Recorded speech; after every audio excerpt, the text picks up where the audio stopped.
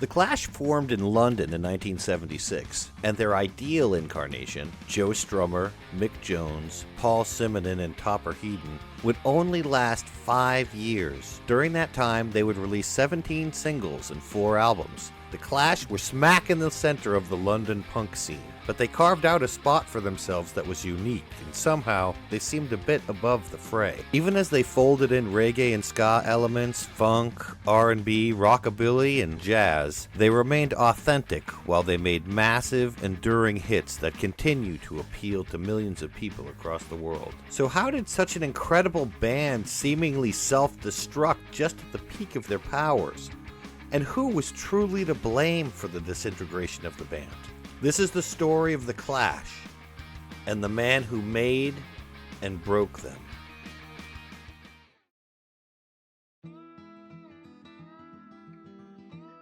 Joe Strummer was born John Mellor in Ankara, Turkey, August 1952. He was born outside England because his father worked in the Foreign Office, a staid and conservative organization.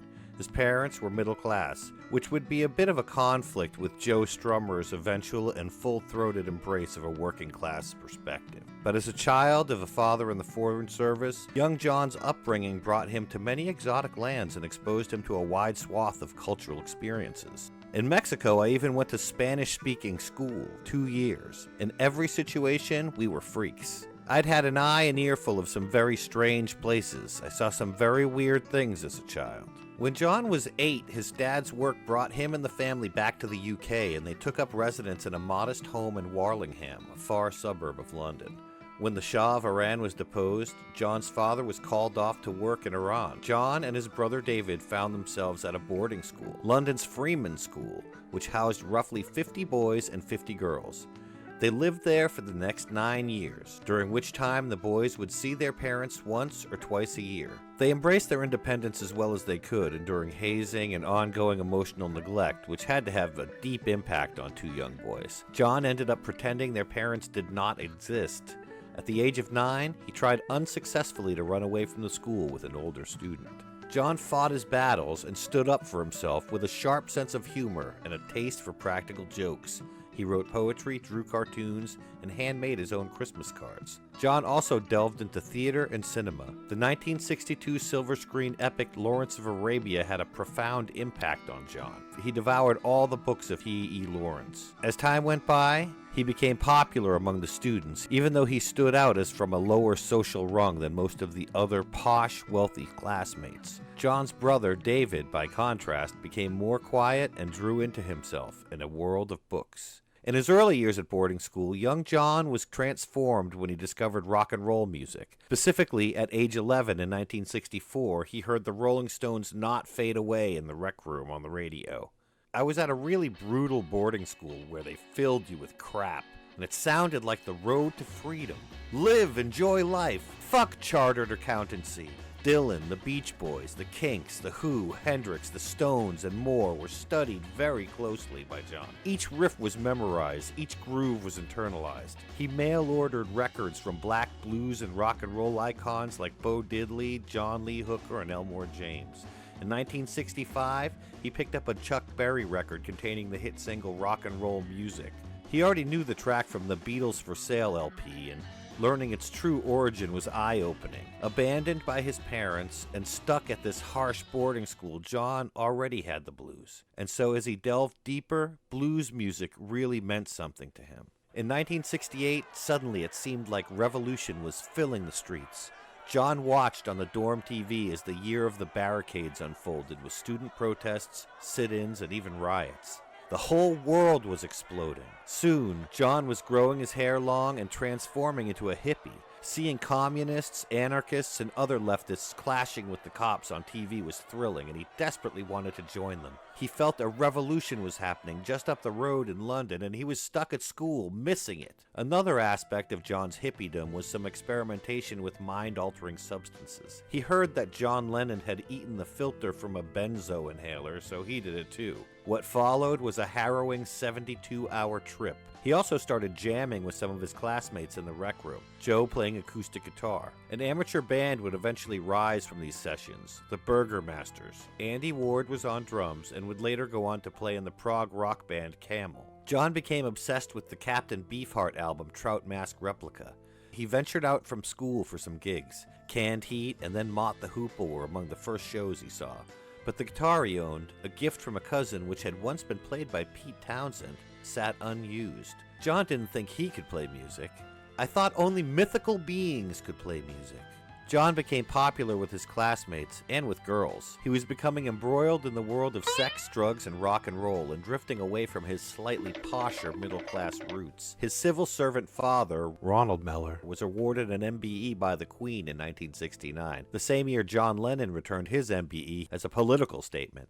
John's parents returned to Surrey to settle down permanently, and John moved in with them when he finally graduated from London's Freeman School in 1970. For a young man deeply steeped in rock and rebellion, it was a shocking and disorienting experience. In the fine tradition of English rock stars since the Beatles, John applied to art schools in London and was accepted to the Central School of Art in Southampton Row. Kit Buckler was another art student at the nearby Camberwell College of Art. John and Kit both took rooms at the same dusty Victorian boarding house, and they were both into blues music. Kit was from the rougher side of working-class London. They were living in the area that was the swinging London of the 1960s. John basked in what once was there and had trouble processing the fact that he seemed to have missed the boat. The Beatles had split, Brian Jones was dead, and Hendrix had just died earlier that month. By the time I reached London, the whole thing was over. I never did get to see the Stones, the Beatles, the Kinks, Yardbirds. Inspired by the folk legend Woody Guthrie, John Mellor started calling himself Woody Mellor, and like Bob Dylan, another Woody Guthrie acolyte, Woody Mellor began concocting a hazy, vague past for himself, something that would become even more pronounced when the Clash formed and he became Joe Strummer. But while he hadn't fully thrown himself into music yet, he acted like a rock star, gradually reinventing himself, acting somewhat crazy, and speaking with a more American inflection, perhaps inspired by the beat poets and authors he idolized. But 2 months before John started art school, his brother, David Mellor, the quiet kid, stressed by his daunting pre-med workload and personal demons, ended his own life.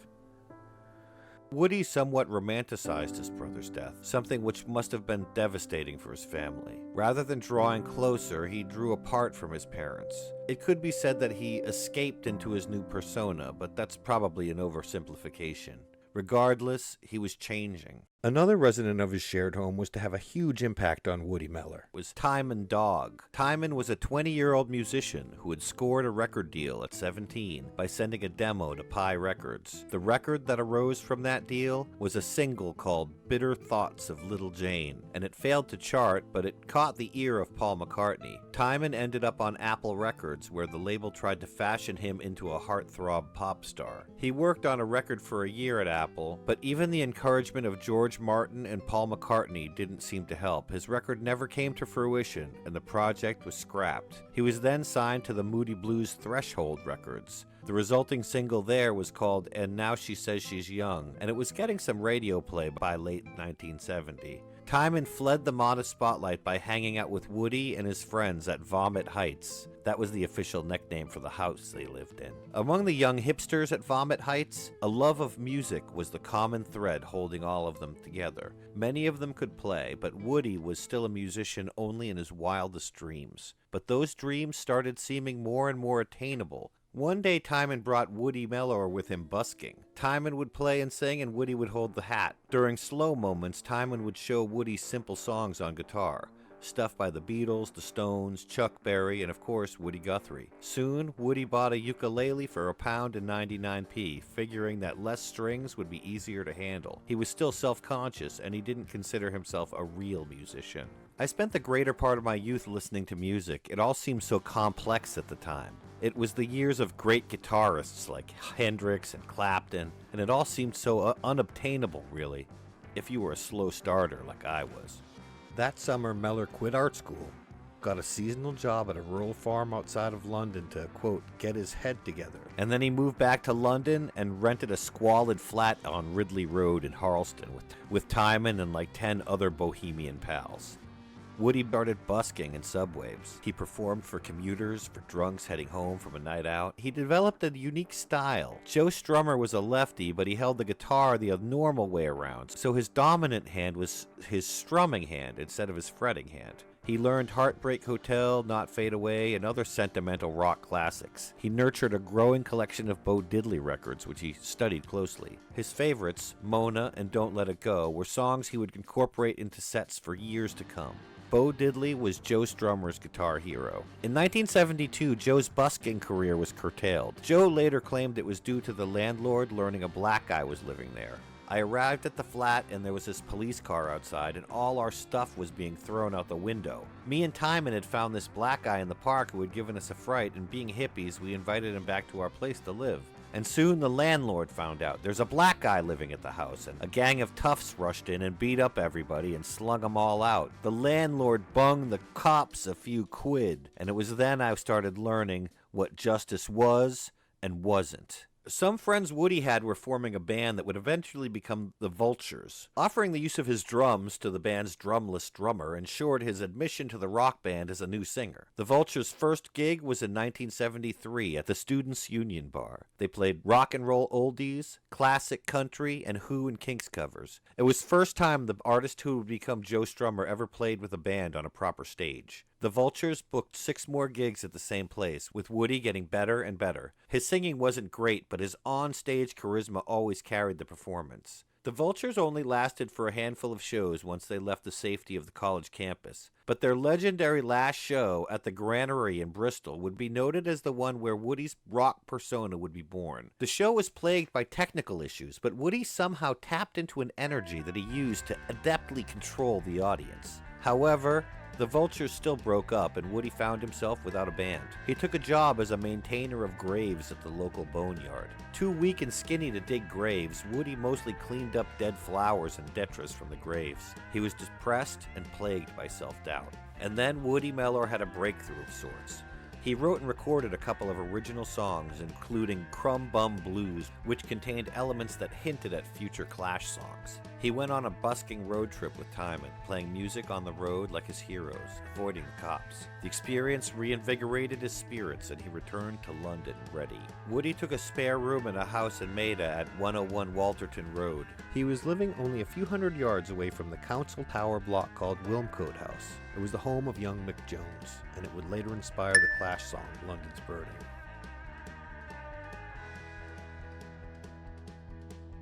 Mick was sort of the opposite of Joe Strummer in some ways. Joe was raised in a middle-class household, and he romanticized the rough life of a struggling artist. Mick Jones, on the other hand, was born into a rough life and romanticized the glamorous life of a wealthy, successful artist. June 26, 1955.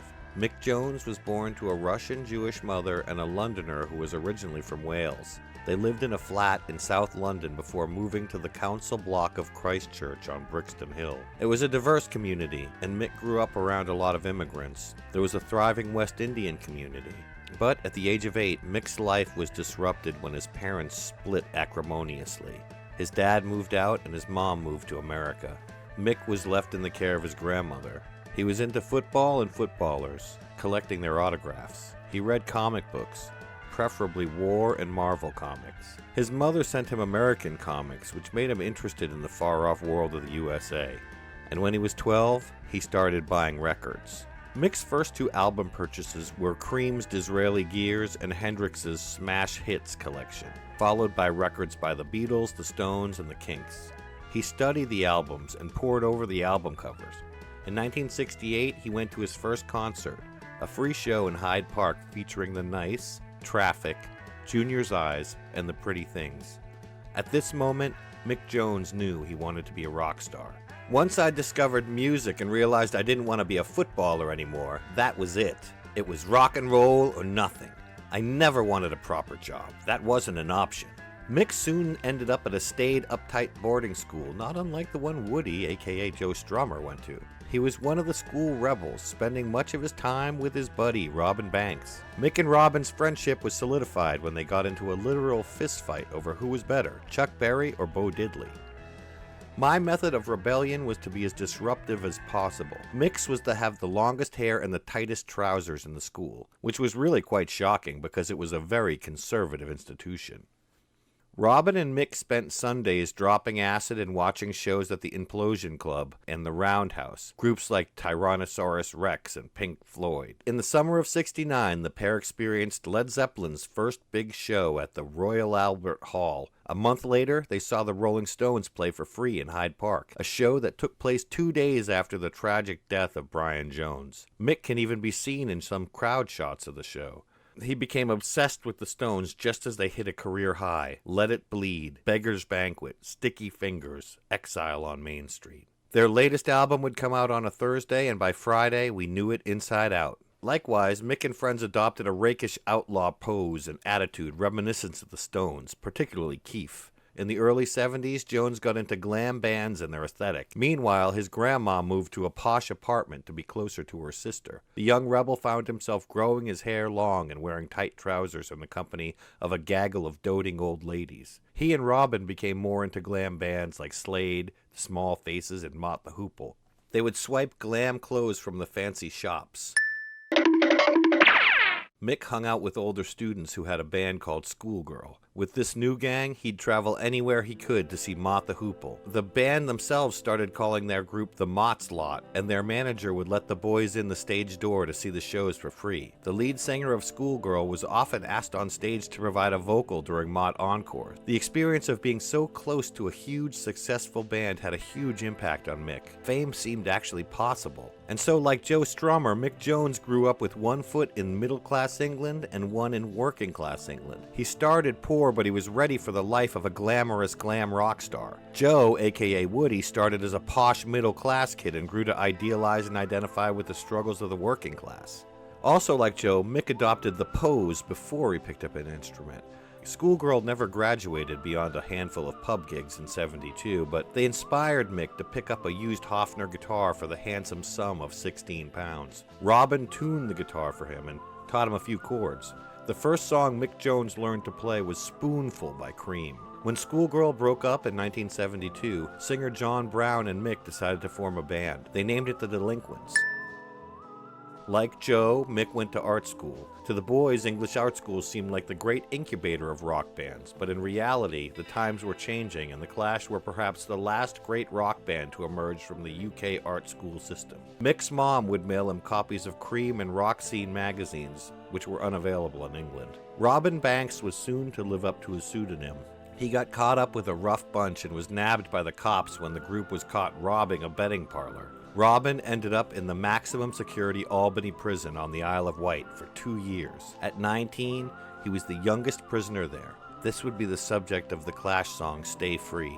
In September of '72, Mick started at Hammersmith College of Art and continued to pursue his rock dreams with the Delinquents, but without the support of his friend Robin Banks.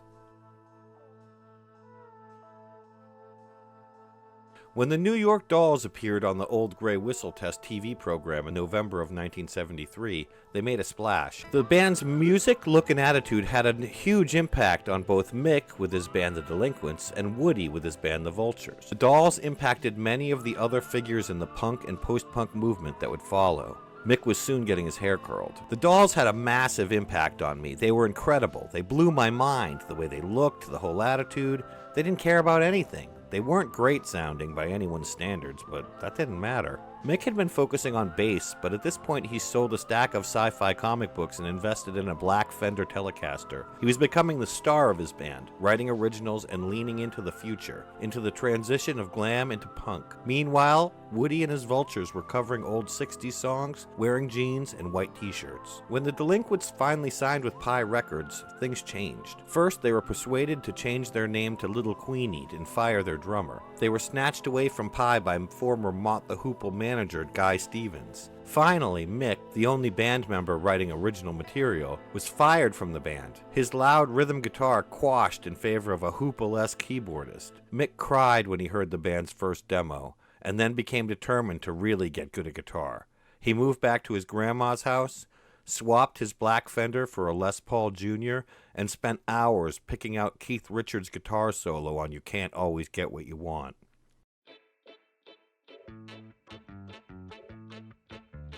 December 13th, 1955, Paul Simonon was born in a rented flat in South London. He grew up around communities of first-generation black immigrants. His father had trouble holding down a job, and they moved around a lot. Brixton, Notting Hill, Ramsgate. In Brixton, they lived near the quote-unquote front line where West Indians regularly clashed with the cops. Young Paul was an artist, and he wanted to be a painter. His authoritarian father was an amateur artist, but he mocked such ambitions as a way to make a living. Gustav Simonon had been drafted in 1950 and sent to Kenya to suppress colonial uprisings there. It was a horrible and bloody chapter in British colonial history, and it appears to have had a deep effect on Paul's father. He brought Paul to the movies often, and at this point in cinema, a lot of these films glamorized war, portraying valor and heroism. The young artist absorbed a good deal of this stuff. The films would go on to inform the language and the look of his future band. Paul's parents split up a few years later, and his mom's new partner brought her and her sons to Italy on an extended trip. Paul was surrounded by and absolutely adored the spaghetti westerns of Italy. Italian Beatle fan girls loved that he was British and named Paul. Without his hard-ass dad in tow, Paul and his brother basically skipped school for a year. They were surrounded by fine art, architecture, and music. But it wouldn't last. A year later, he was back in Brixton, the new kid again, and a year behind in school. By 1969, Paul had become a skinhead, a movement pushing back against the hippie ethos. The fashion was tough and streetwise, based on shaved head American GIs and astronauts, influenced by the peg jeans and short sleeves of Jamaican rude boys. The music these young skinheads listened to was almost exclusively reggae, ska, and rock steady. Over time, the movement became associated with violence and then racism. Paul got caught up in violence against his will more than once, attacked by other skinheads, but he abhorred the racism. In 1970, he was sent to live with his dad on Faraday Road in West London. It was once a high-end Victorian neighborhood. Now these fine houses had been divided into shabby flats, and now what was one of the worst streets in West London. His dad worked a stall in the market, and Paul was surrounded again by a vibrant West Indian community, and was able to sometimes sneak out and check out reggae parties with his mates, many of whom were black kids. In the process, he was picking up patois and hearing lots of classic reggae rhythms. Paul's flat was a stone's throw from the hip and happening Portobello Road, but his father, a stern taskmaster, forced Paul to do all the household chores, as well as 2 newspaper delivery routes for money. He also sold hand-shaped candles in a stall at the market. It was hard, but it refocused Paul on his art and on his work ethic. Looking back, being with my father made me self-sufficient. It taught me how to boil an egg. It was tough, but I needed it. It taught me the value of hard work. His school, Isaac Newton, was described as a school for dummies where the teachers, quote, specialized in riot control. He was one of the few white English kids, but his art made him popular. After graduating, Paul's talents paid off. In 1972, he won a scholarship to Byam Shaw Art School on Camden Street in Nottingham. His professors gushed about American abstract art, and they didn't appreciate Paul slowly laboring away at realistic works in oils. His final work, in a show of protest, was an exquisitely rendered oil painting of a trash-strewn junkyard. About that time, Paul met another student, one Mick Jones, who lived just down the road. Mick was less into art and more into being a rock and roll star. For his part, Paul had only one Eddie Cochran record in his collection, and he had no idea who the New York Dolls were. Sure, he dug the Stones and the Kinks and bands like that, but he was mostly steeped in reggae. But he looked cool and he had the right attitude. Jones and his new manager, Bernie Rhodes, thought he might be a good fit for their new project. So about Bernie Rhodes, one night Mick Jones and his buddy Tony James went out to a trashy music venue called London Rooms. The music scene in London was lame at that time, and they were checking out a new band called Deaf School. And they ran into a guy named Bernie Rhodes. Mick asked him if he was a piano player because he was wearing a hat. "No, but you're wearing one of my shirts," Bernie replied. He'd been designing shirts for Malcolm McLaurin's Sex Boutique, and Mick had one on. Once the pair told him they were forming a band called London SS, Bernie said, without ever hearing them, he would be their manager. It was punk dressed up with shocking Nazi images. The London SS band lineup was still being determined. Because London SS were managed by Rhodes, they were being introduced to others on the scene. Mick Jones and Tony James actually auditioned for the Sex Pistols in October of 1975, but fashion was king and their look was all wrong. I remember a bunch of guys with hair down their backs. They looked ridiculous and we were all laughing. Mick, instead of going upstairs, picked up a guitar and started jamming with us, and it would have worked except for the hair. Rhodes was an associate of Malcolm McLaren, who was also working with the Sex Pistols. With McLaren off in the States, Rhodes would soon discover John Lydon and hire him to sing for the Sex Pistols, forming one of the most iconic and influential bands of the era. But soon, McLaren returned from the US and reasserted control of the Sex Pistols. Rhodes was angry. He was determined to form and manage his own group, and that's where Mick Jones and London SS came in. London SS auditioned members through 1975 and early 1976, with many members staying for one rehearsal or less. Bernie Rhodes found them a rehearsal space under a cafe called the Paddington Kitchen. Mick Jones put a poster from a Holocaust documentary on the wall. A long line of potential bandmates responded to their ad and auditioned for the band. Future Clash drummer Topper Headon auditioned, played well, and he looked the part, but he wanted to make 25 quid a week. So after a few rehearsals, he left for paying cover band gigs. Paul Simonon even accompanied a friend to an audition, and he looked cool, so Mick Jones asked him to sing Roadrunner by Jonathan Richman. He didn't know the song and he couldn't sing, so that was a disaster. Morrissey even applied. We got this letter from this bloke in Manchester called Morrissey. We thought he couldn't possibly know anything about rock and roll coming from the north, so we chucked it in the bin.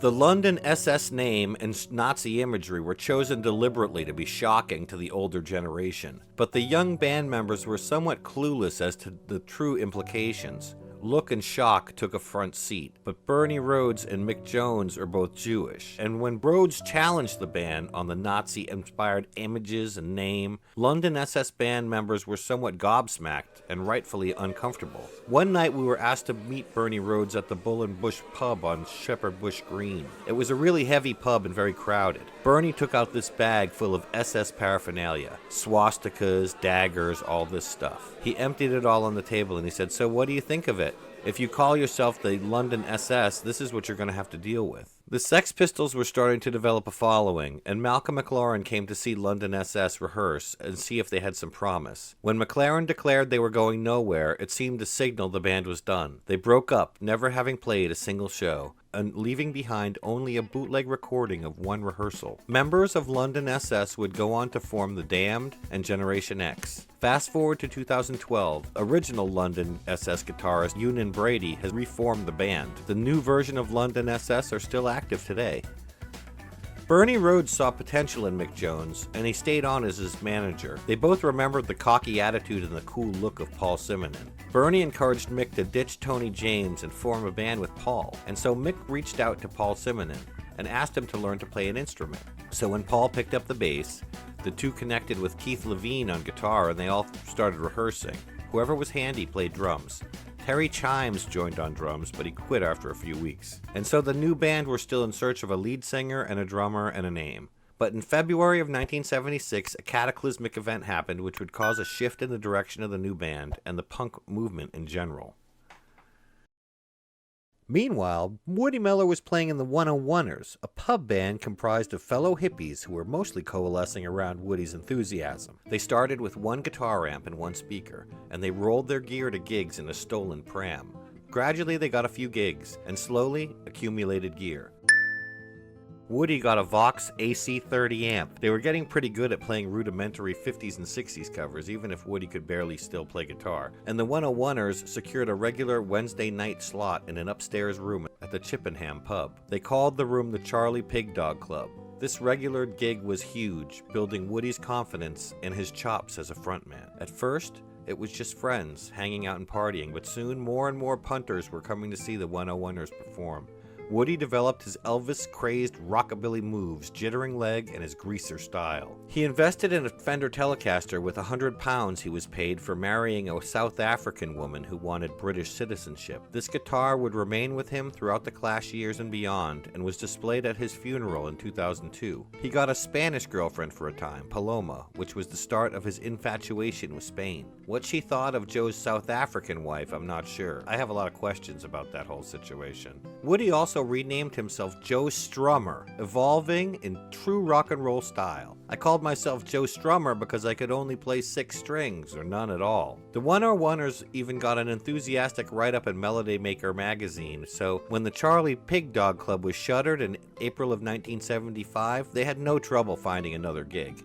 The Eldon Pub in Ladbroke Grove would become their new home, and then a venue called Windsor Castle. It was there Mick Jones and Tony James first saw the 101ers. Paul Simonon saw them there as well.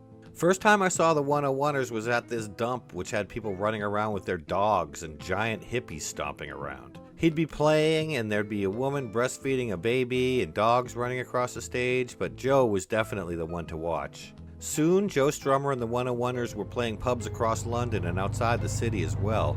They were improving, with Joe writing more songs for the set, many about cars and girls. He bought a brown zoot suit and he owned it completely. The 101ers band recorded a demo with the Feelgood's manager Vic Miley, Joe's first time in a pro studio.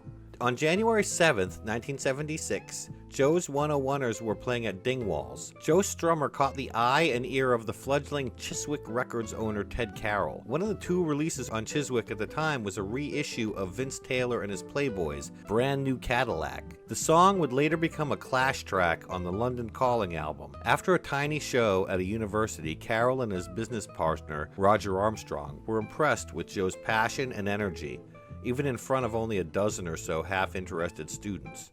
Carroll and Armstrong approached the 101ers about recording a single, an offer they happily accepted. The group convened at Pathway Studios in Archway, and one of the songs they recorded was an early unfinished version of the Spliff Bunker. The possible A-side from the session was a Joe Strummer original called Keys to My Heart. Joe was shy in studio, hiding behind a wall of gear to scribble lyrics. But after many live shows, the band was tight by now. They nailed their tracks in one take. But the direction the band would take was unclear. The one thing that was clear was Joe Strummer's talent and passionate energy. Other labels began approaching the 101ers to perform. They laid down some tracks at BBC Studios with Simon Jeffy. The band was torn on which of these recordings to release, but little did they know that a seismic shift was about to occur.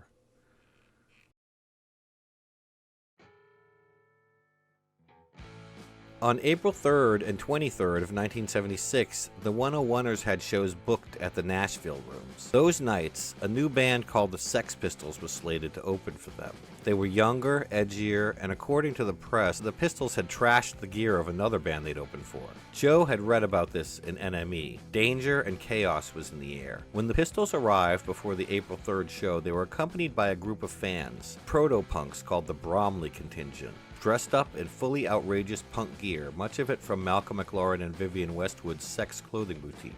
McLaren was also there, ordering around the band, orchestrating their looks, their poses. Sid had on an Elvis-esque gold lame jacket. The 101ers were not that impressed with the attitudes and the posing, and the sound for the first show was not that great. But the April 23rd show is the stuff of legends. It was attended by Mick Jones, Paul Simonon, Keith Levine, and other future punk stars.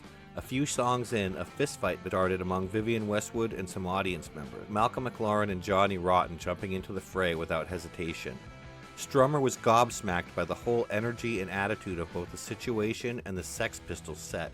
His musical world was turned upside down. I saw the future with a snotty handkerchief right in front of me. 5 seconds into their first song, I knew we were yesterday's papers. Joe continued to play with the 101ers as he'd sunk years into the band. But his attitude had changed, and his on-stage persona would soon absorb some of Johnny Rotten's energy. As audience members Mick Jones, Paul Simonon, and Keith Levine were wondering if Joe Strummer might be the new lead singer for their new band. Soon, Mick Jones and Paul Simonon were hanging out regularly at 22 Davis Road, a squat in Acton Vale, West London. Mick moved there with his new girlfriend, Viv Albertine, a later member of the Slits. It was a gathering spot for the burgeoning punk scene. John Ritchie, aka Sid Vicious, was also a regular visitor. He was a very imposing, intimidating figure. The first time I saw him, he was wearing a full-length rubber coat down to his ankles, no socks, and brothel creepers and shades, and a totally shaved head. He looked fantastic. Sid and Paul Simonon had a lot in common, and they became fast friends, and Paul continued to learn how to play bass. We borrowed a bass from Tony James and painted the notes on the fretboard. Paul turned out to be a fantastic bass player, but it was a bit frustrating at first. Mick and Paul saw Joe around town now. They saw him at the Dole office one day in line, and they sort of glared at each other. A week later, Mick and Paul were rocking on Portobello Road with Glenn Matlock, and they saw Joe again.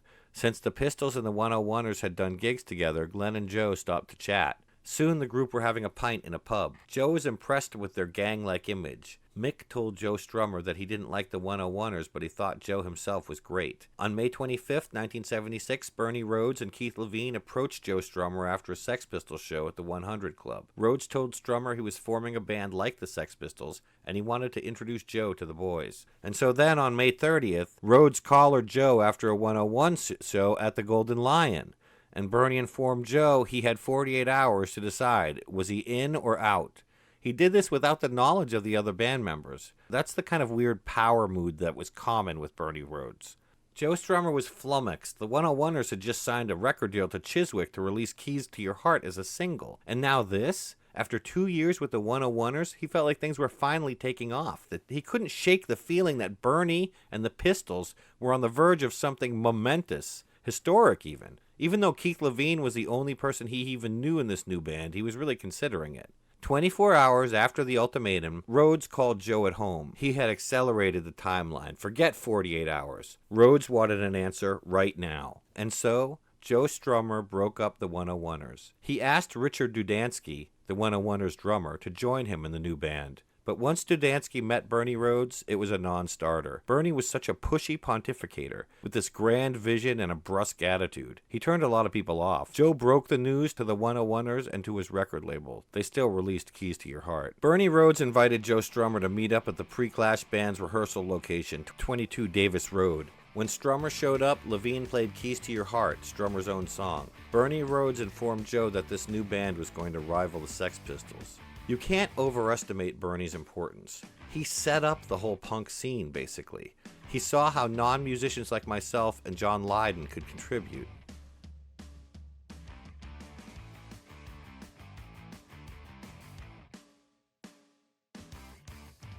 And now the band, Bernie's vision, needed a home. A disused former railway building, turned Ghibli's gin warehouse, had fallen into disuse and disrepair. Rhodes convinced the local council that he was turning it into a sort of music practice space for disadvantaged youth to learn how to play music. I mean, he wasn't exactly lying. Rhodes named the place Rehearsal Rehearsals. Its crumbly, musty atmosphere reminded of my grandmother's old coal cellar, and the damp cold penetrated everything, even in the hot months of August. Rehearsals was a place you didn't feel you wanted to hang around any longer than you had to. Although brave attempts had been made to make it bearable, it was nevertheless a bleak and depressing environment. In May '76, a band called the Heartdrops moved in. With Joe Strummer on vocals and guitar, Mick Jones and Keith Levine on 2 more guitars, Paul Simonon on bass, and, well, no drummer, yet.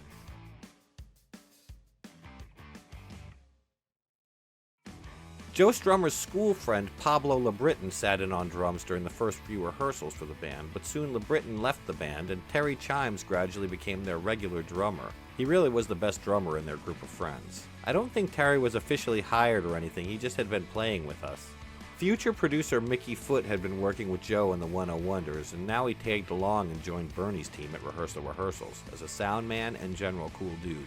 But many of the others who had been friends and collaborated with Clash band members were now left behind, because Bernie didn't like the cut of their jib. The 101ers, Tony James, who would go on to form Generation X with Billy Idol, Timon, Chrissy Hind, an American singer who had sung with Mick's group once or twice when she was no longer welcome. She would go on to sing with the Pretenders. Bernie separated people. There was a process of pulling people away from where they were, from their friends. While Mick, Paul, and Terry were rough-edged London youths, Joe was older and a bit more established as a musician and a personality. To fit into the group, he had to toughen up a bit, work on his pose and his delivery. Image was key, and if any of his friends called him Woody, he got angry. He was no longer Woody, the aged hippie type. He was Joe Strummer, a street tough with a deepening Cockney accent and a roughed-up attitude. And a lot of that was due to Bernie's vision for this new band. So they decorated the place and they settled in. Terry moved his drum kit into Rehearsal Rehearsals, and Paul, the resident artist, painted a mural on the wall. inspired by his junkyard painting from art school. And with Bernie Rhodes spurring them forward, cajoling them, shaping their image and their very perspective on the musical revolution of punk rock, the group rehearsed furiously 7 days a week. Every one of them was focused and determined. They had a vision, or rather they were following along with Bernie's vision, and it was becoming their vision as well. They were committed. A huge part of this was the band's name, and it took a while for something to stick. They were the Weak Heart Drops, a lyric by the reggae group Big Youth, which was then shortened to simply the Heart Drops, and they were also the Mirrors and the Phones and the Psychotic Negatives. They were the Outsiders until they discovered there was another band called the Outsiders, and they were finally the Clash, named so by Paul Simonon, who saw the word pop up repeatedly in news stories in the Evening Standard. It was an apt description of socio-political strife and musical dissonance. The Clash made their debut performance July 4th, 1976, the American Bicentennial. They'd be supporting the Sex Pistols at the Black Swan nightclub in Sheffield. The band's nickname for the club was the Mucky Duck. The Pistols were alternately seen as comrades in arms and rivals by the Clash. The new band was excited, so excited they left early in the morning to drive to Sheffield, even though it was only a 4-hour drive and their show wasn't until 8 p.m. The gig had been booked by Malcolm McLaurin, who told the club manager that the supporting act was the 101ers. There were 60 or 70 101ers fans there, and they were a bit disappointed. There were at least a half dozen there, though, who looked a bit punky. The Clash had all the gear in. It was pretty exciting. Joe was out of his suit and into jeans and shoes dripping with paint. There was everything to do, everything to change. They might have had the look down, but they were still extremely green. They threw themselves into fully inhabiting the punk personas they had evolved into. The day the Clash started, really, when we played the Mucky Duck, it was the first time I'd played on stage. The night before felt frightening, and once I got on stage I began mucking about, and the moment I got on stage I felt like I was in my living room, and Mick had come over to tune my guitar, but it didn't bother me. I just wanted to jump around, but Mick wanted to be in tune. Mickey Foot was doing sound that night, and he remembers an enthusiastic response, or at least a positive one. Bernie told the promoter the Clash would be the next big thing, and now, instead of just one punk band on the London scene, there were two. The Sex Pistols had company. The next night, the Ramones, the Stranglers, and the Flamin' Groovies had a show at Dingwalls. Members of the Clash and the Sex Pistols went to the show, along with Rat Scabies, Chrissie Hynde, and pretty much everyone else on the scene. You had to go see the Ramones. There was no choice. We went to see them at Dingwalls the following night, and everyone was there. I remember Paul Simonon fighting with J.J. Burnell, and Chrissie Hynde was there as well. According to Burnell, the fight broke out when Paul Simonon spat as J.J. Burnell walked past him. According to Paul Simonon, JJ kicked him, and that started the row. Paul Simonon was talking with Paul Cook and Steve Jones when he was punched by JJ Burnell. Drinks were spilled, and suddenly it was the three of them jumping on JJ Burnell, and they were all ejected from the club, and there was a face-off outside. The Stranglers and their biker friends versus Johnny Rotten, Chrissie Hynde, Paul Simonon, Steve Jones, and Paul Cook. The fight dissipated, but from then on, the Pistols and the Clash were tighter than ever, and the Stranglers were dead to them. The Ramones, however, were like punk gods. The Ramones' first self-titled album was one of the only records Paul Simonon even owned. The Clash had moved in together at Joe's place by this time, and they played that record incessantly. It can't be stressed how great the first Ramones album was to the scene. It gave everyone that couldn't play the idea that it was simple enough to play. We all used to practice along with it. Paul and I spent hours, days, weeks playing along to that record. Anyone could see where the notes went, and it gave everyone confidence. Throughout the summer of '76, the Clash bucked down at Rehearsal Rehearsals, writing and fine-tuning 14 songs and their performances of them. Some would be part of their debut album recorded the following spring: Janie Jones, London's Burning, Deny, What's My Name, 48 Hours, and 1977. Others would be set aside: I Know What to Think of You, How Can I Understand the Flies, Mark Me Absent, Deadly Serious, and Sitting at My Party. The Clash got their first press in Melody Maker, July 24, 1977. Carolyn Coon interviewed Mick Jones and Joe Strummer. We're challenging complacency, standing up for rock and roll. We want to get rid of rock and rollers like Rod Stewart, who kiss royalty after gigs. On August 13th, Bernie Rhodes organized a private show at Rehearsal Rehearsals for 10 members of the music press. The place was still a dump, but Bernie had the boys painting the place and cleaning it up for several days before the gig.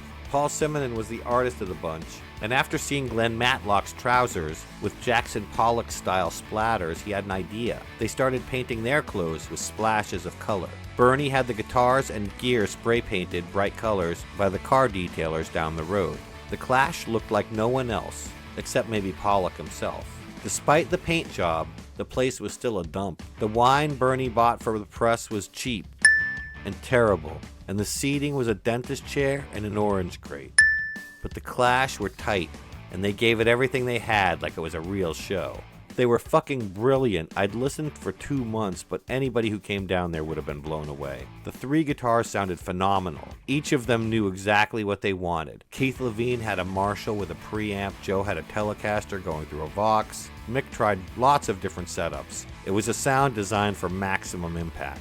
The press was also impressed, and in the music publication Sounds, Giovanni D'Adamo declared it was a tapestry of sound and color, and called the Clash the first band to come along who will really frighten the Sex Pistols. But now they had to live up to the current hype and build upon their reputation. They also needed to continue writing and developing new material. Bernie Rhodes was pushing them along actively, but not dictating what the content should be. His input was everything. He said to us, write about what you feel is important. He never told us to write about this or that. He just told us to write about what was happening. Don't write love songs.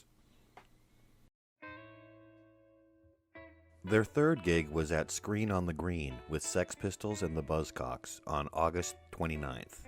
The Clash had to build the actual stage at 8 a.m., and they were required to poster for the event, and then they spent the day guarding their equipment from thieves and watching the outlaw Josie Wales 3 times in a row. Finally, the Clash went on at 1 a.m. They were exhausted, and they were really unhappy with their performance. Paul suspected that the Pistols or Malcolm sabotaged their sound as well. The morning after this late-night gig, Paul, Joe, and Bernie went to Carnival, a celebration of West Indian culture. Tensions were high in London. Unemployment was high, poverty and racism were rampant, and the West Indies cricket team had recently trounced England in an important match. Reactions to the win enhanced stark divisions between communities. The conflict at that day's festival would be a key moment in the Clash's formation and moral direction. People look back on it as a black and white riot. It wasn't. It was a wrong and right riot. It wasn't the black kids against the white police. It was youth at a black festival against the police. When a black youth was arrested for supposedly picking someone's pocket, tensions erupted. The police were ready and formed a line of riot police to square off against festival goers. Bricks were thrown at the cops. At least one by Paul Simonon. Joe Strummer tried unsuccessfully to light a car on fire. And Don Letts was famously captured in an iconic photo. He was standing with his dreads in front of a line of police. The photo was used for the cover of the Black Market Clash compilation.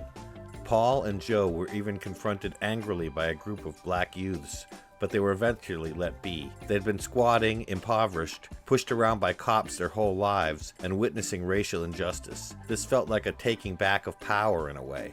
To Joe Strummer, who had idealized the protests of the 1960s, it was exhilarating. He was finally in the thick of it. Terry, for his part, was mostly apolitical, and he really didn't romanticize this stuff. As a result, Bernie Rhodes mostly kept him behind the kit and away from the press, lest he ruin the band's growing political narrative.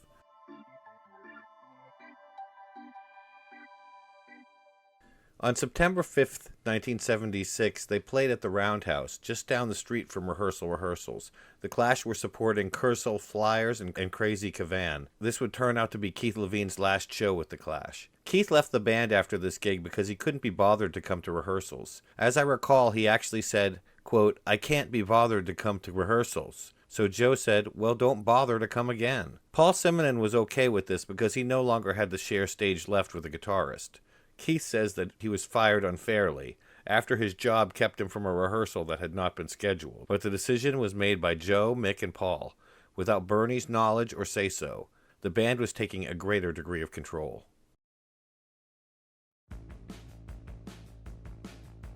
Bernie Rhodes and Malcolm McLaurin organized a festival-style punk rock event at the 100 Club on September 20th and 21st, 1976. The show was the stuff of punk rock legends and spurred the birth of two key goth bands, Siouxsie and the Banshees and Bauhaus. The performers list reads like a who's who of the scene.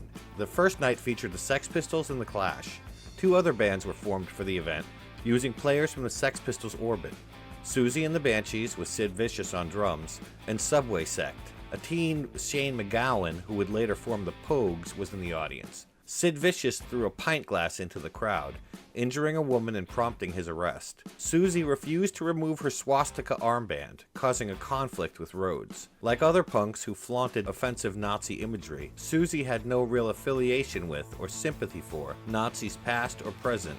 She was trying to rile up her parents' generation. It was the same F you mom and dad energy the London SS had flirted with but then abandoned. But it clearly angered Bernie Rhodes, and he refused to let her band perform in front of the Clash's pink stage backdrop.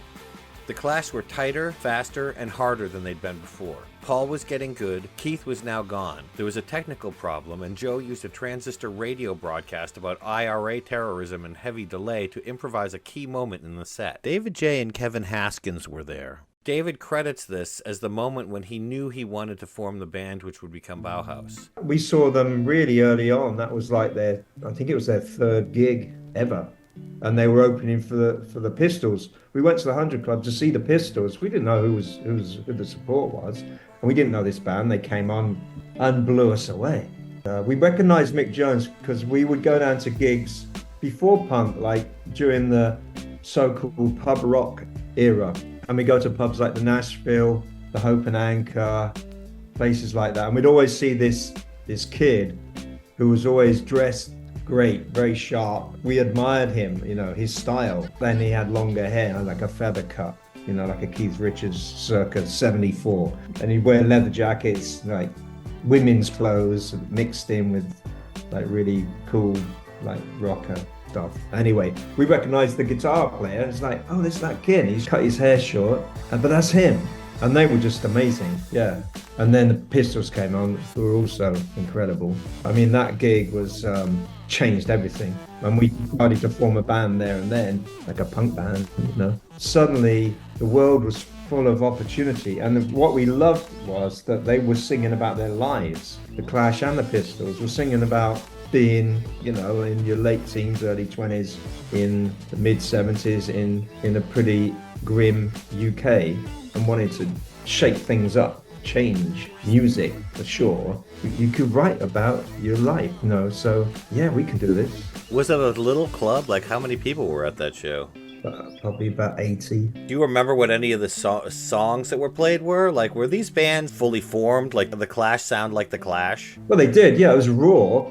In that, it was very exciting. And they played some songs that ended up on that first album. Yeah. And at one point, there was something wrong with the PA. Joe got a little transistor radio out just to cover while they fixed. The sound guy had the wherewithal to put echo, like a dub echo on the voice. And what came over, it was a live radio, it was a news broadcast about, it was about the IRA and a suspected bomb in London, something like that. So it was very zeitgeist. And then they got the sound up again, and the guitars was ready to go. It was this moment of just sort of zeitgeist. Like, this is like the white hot center of the world at the moment in music. Very exciting. I told Joe about that years later, and he remembered that incident as being something very special.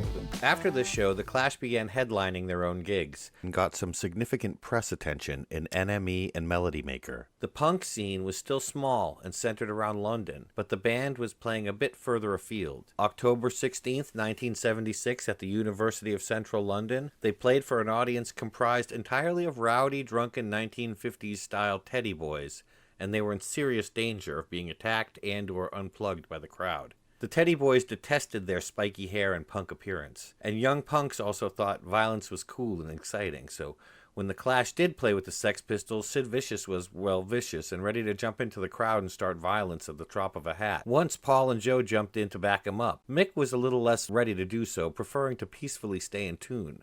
Joe Strummer alternatively condemned violence from the stage and got in fights with punters, and in an NME interview obliquely ruminated on creative violence while toying with a switchblade. The apolitical and reasonably nonviolent drummer Terry Chimes, however, was ready to move on. To Bernie's dismay, he left the Clash and the increasing politics and sometimes violence that was surrounding the scene and the band. I was uncomfortable with the constant hardening up. I found it unnecessary and wearing. I thought, I'm not very happy. What's the point of being in this band if I'm not happy? It was the next phase. The band stenciled reggae lyrics and vaguely political slogans on their stage wear and placed an ad for a new drummer in Melody Maker magazine. Rob Harper, a friend of Billy Idol, began rehearsing with them as drummer in advance of a national tour with the Pistols. Harper couldn't stand Paul Simonon, which is a bad recipe for the rhythm section. The Sex Pistols' Anarchy tour was slated to start on December 3rd, 1976. It had the Clash at the bottom of the bill under Johnny Thunder's Heartbreakers and the Damned.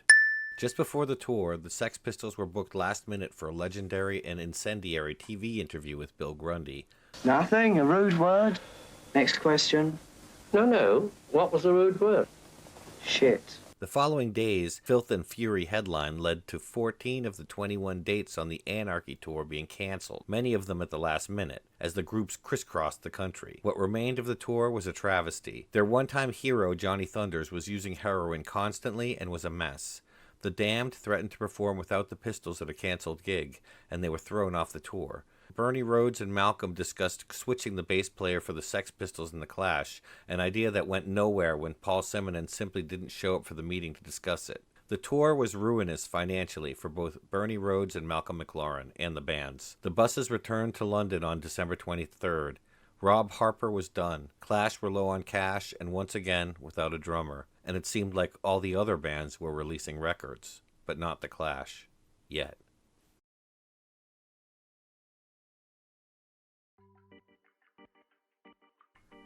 On New Year's Day, 1977, the Clash played a show at the Roxy.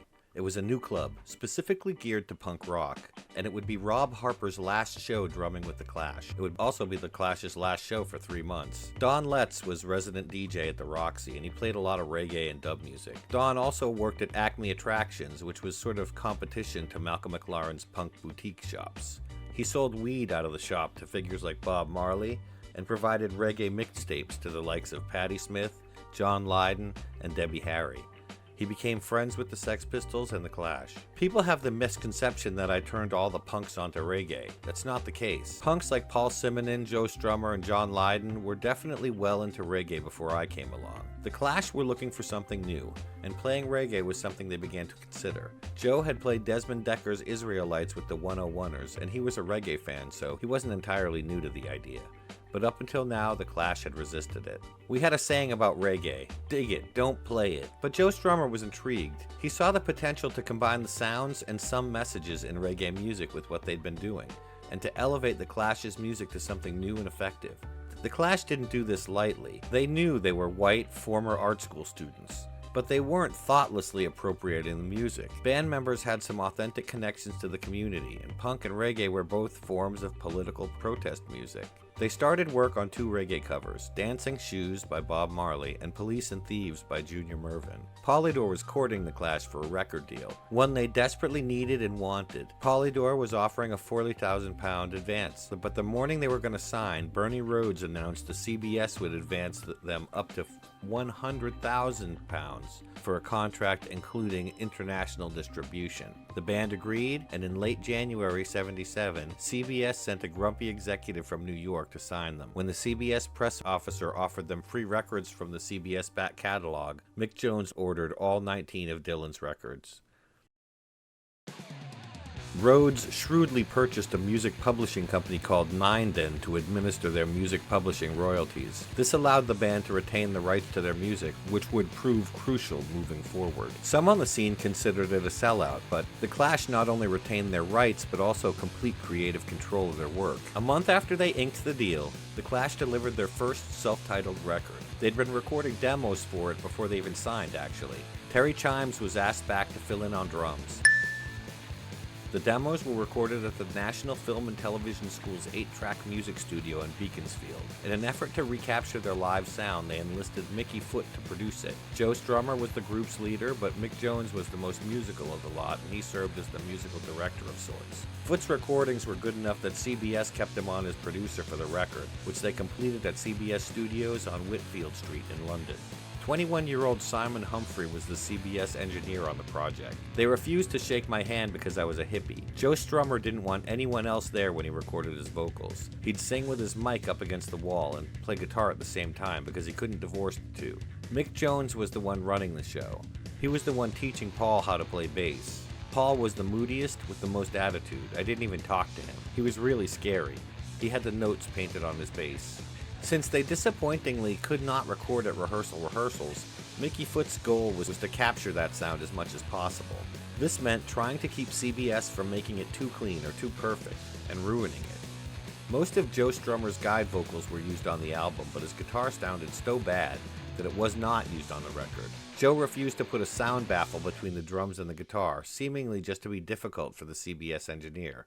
Bernie Rhodes was butting in and making strange suggestions on how to record, pretending knowledge of recording that he did not have. He was alternately told to piss off or mocked by Mick and Joe. They did try some crazy ideas like throwing sheet metal down the studio stairs and recording it, or firing an air pistol into a wall. Those sounds were not used, though some canned sound effects were included in White Riot. They basically played their set and we recorded it. The CBS art department designed the sleeve with input from Paul and Bernie. The resulting sleeve's graphic elements would be influential to the album art of the punk era. Coney Grimes, despite his apolitical stance, was renamed Tory Crimes for the album cover notes. He was gone from the band by then, so he was not pictured on the album cover. The album was critically acclaimed at the time, successfully executing the band's vision, and The Clash remains potent and exciting today. I like the first album best, actually.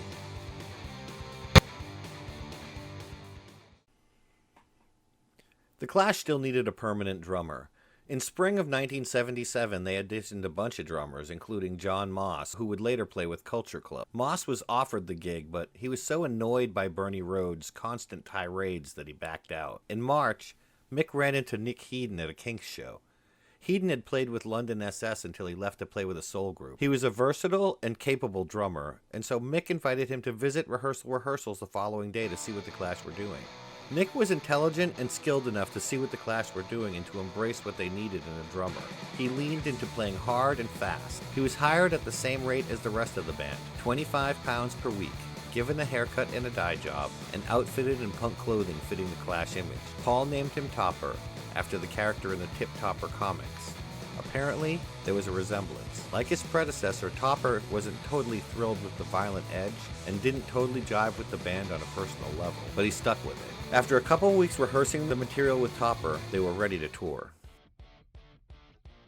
After a warm-up gig in France, the first date on the White Riot tour was May 1st, 1977. The show was at Guildford Civic Hall, with Subway Sect supporting. The record was blowing up and the place was packed. The band was fully embracing and performing incredible sets and doing lots of speed, some say. The show at the Rainbow Room in London was easily the biggest crowd they'd ever played in front of. Punk was on the main stage now, but it was still wild and violent. The crowd enthusiastically trashed the place and threw junk at the band. Paul Simonon's father was there, watching from the back of the auditorium. While the band was on tour, CBS released the single for Remote Control without the band's input or say-so. So much for creative control. The band was enraged, and the label seemed to not even understand why they objected. In May, the tour ended. It was about a year since they had formed. Their first proper tour was a raging success, and their first record was in the top 20. But CBS hesitated to release it in the US, saying it wasn't commercially viable. When it became the #1 import in the States, CBS finally relented and released it, albeit with a different track listing.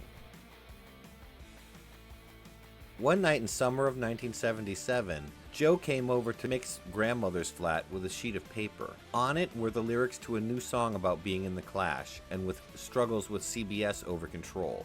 The title was Complete Control, inspired by one of Bernie Rhodes' diatribes in a club. They went upstairs with an acoustic and wrote the song in one evening. Bernie negotiated the single's release with CBS, independent of an album. The Clash would tour in support of it. They wanted the legendary producer Lee Scratch Perry to produce.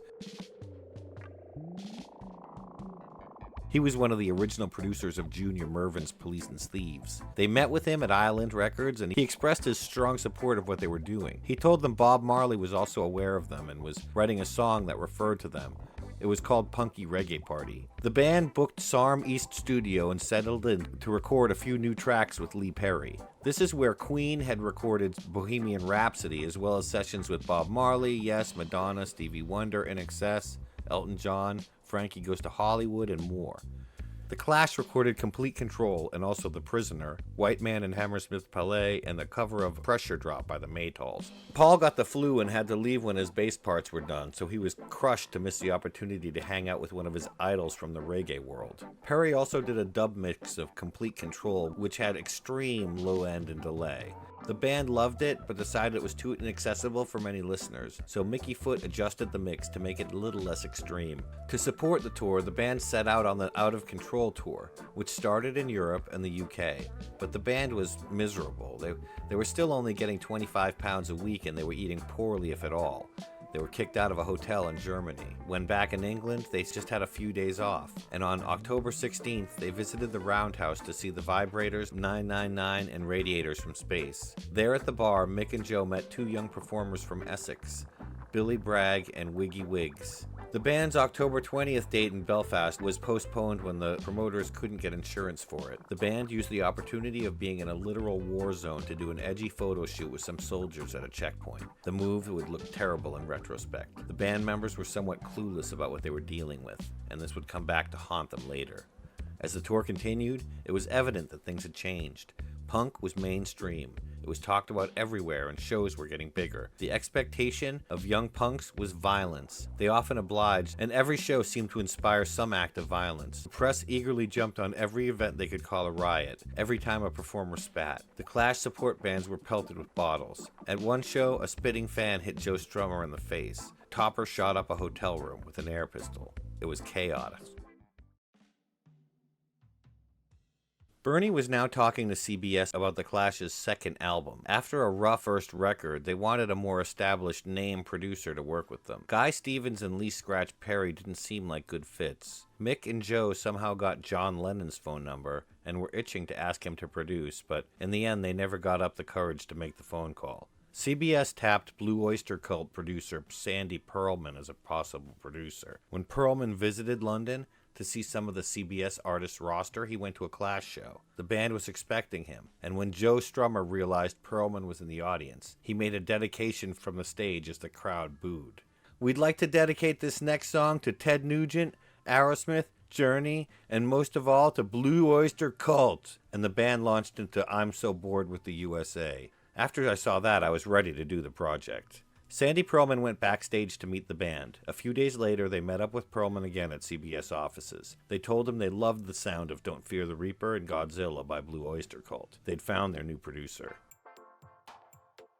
Bernie Rhodes convinced CBS Records to float the Clash funds for a trip to Jamaica to explore the culture, music, and to get a real sense of the life of poverty and strife on the island. For some reason, only Mick and Joe went, to the disappointment of Paul, who was a massive reggae fan. Amazingly, they were able to score grass when they arrived and were not ripped off, but soon they realized locals were shouting white pigs at them. After trying unsuccessfully to find Lee Perry's Black Ark Studios, they holed up in the hotel for the rest of the trip, hearing gunshots outside periodically. They wrote music and only left the hotel to go to a nearby movie theater. Songs written in Jamaica were Tommy Gun, Last Gang in Town, and Safe European Home, all of which would end up on their second record. Meanwhile, a disillusioned Paul and his girlfriend, music journo Caroline Kuhn, went on a bargain trip to Russia. It was freezing, so they visited the museums. They had amazing museums in Moscow, but the city was dilapidated. Things had not been tended to, and it was quite grim and falling apart. I brought back some posters and the red stars, which became an important element in the Clash image. Topper stayed home and did absolutely nothing. When Paul came back from Russia, he found the band had been rehearsing, and Mick had already done scratch tracks of the bass lines. While Topper picked up the drum parts and added to them, Paul was taught his bass line and was upstairs trying to play them like a kid behind on his homework. The Clash band members insist that throughout this time they lived in relative poverty, with Bernie holding the purse strings tightly, even though they had a top 20 record. In December of '77, Mick Jones demanded funds to move out of his grandmother's flat and into his own. Bernie complied, and Mick moved in with Tony James into a 2-bedroom flat at Pembridge Villas. His roommate was now playing in Generation X, and they split the rent, £25 apiece each month. Johnny Green was their former tour driver, trusted roadie, and sort of a valet at the time, speaking truth to the band in rehearsals and simultaneously coddling them. Joe confided in him about his family history. Mick took tea at 4 and Johnny obliged. Mick got into coke and Johnny would serve him. Mick was moody. I'd go to his place around midday and make him his drink.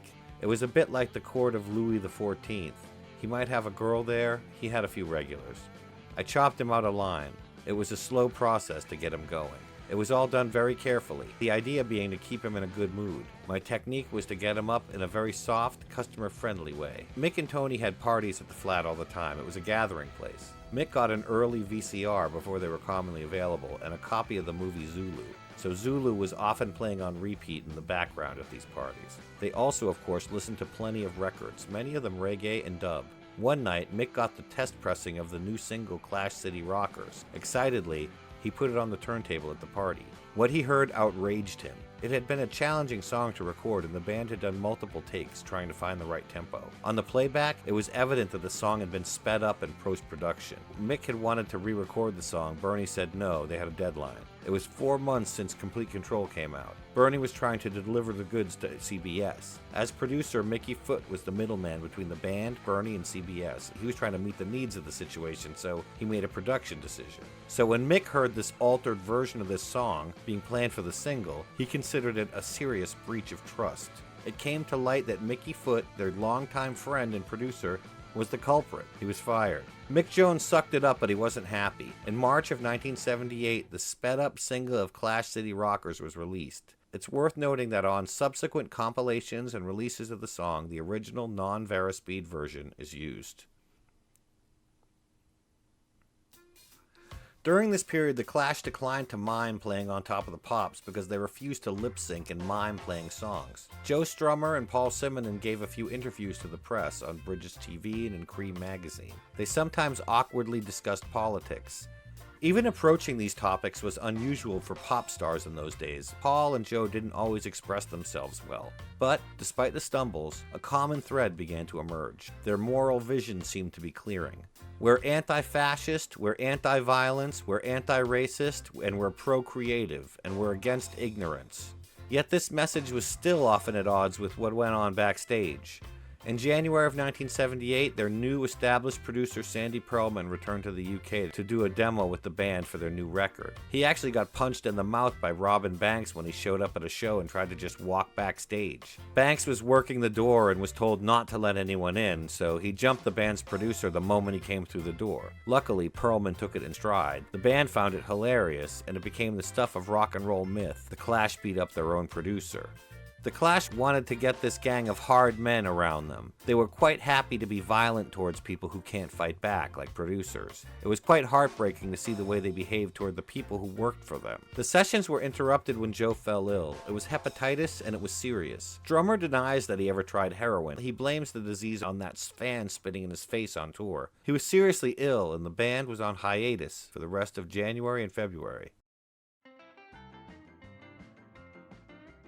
The backstory of the song Guns on the Roof is a strange one. Topper Headon had a fondness for air guns, and he bought an air rifle from a friend. On Thursday, March 30th, Topper, Paul Simonon, Robin Banks, session sax player Gary Barnacle, and 2 other Barnacle brothers were hanging out on the parapet atop Rehearsal Rehearsals. It overlooked the railway line. There were pigeons flying around, and Topper thought it would be funny to bag 3 of them. Little did he know these were trained racing pigeons owned by a mechanic on the railway line.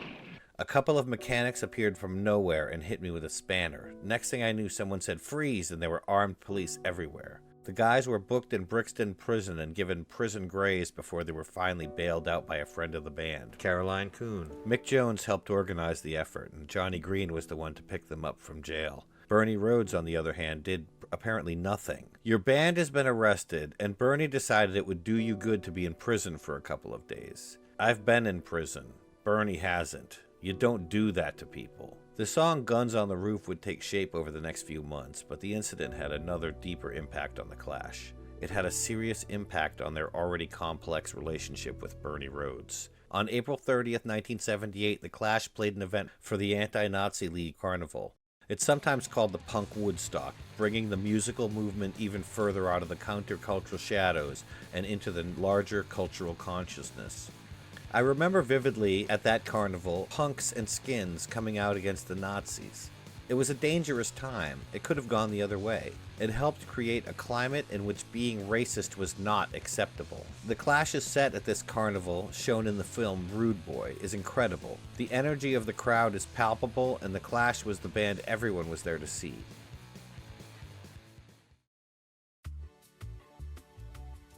The band recorded at Marquee Studios in Richmond Mews in March of 1978, before Sandy Pearlman arrived. Simon Humphries from CBS was engineering, and Mickey served as producer. The music was evolving and becoming more complex, but the band's focus on reggae and classic soul music was becoming more apparent. They fine-tuned their cover of Toots and the Maytals' Pressure Drop. They covered Time Is Tight by Booker T and the MGs. They recorded one of Joe's pre-Clash tunes, 1-2 Stuck on You. But the centerpiece of these recordings was the tune Whitesmith and Hammersmith Palais, about being disillusioned at a reggae show. Joe's lyrics were showing more depth and complexity, touching on social issues, revolution, racism, and rock hypocrisy, and turning a phrase brilliantly in the process.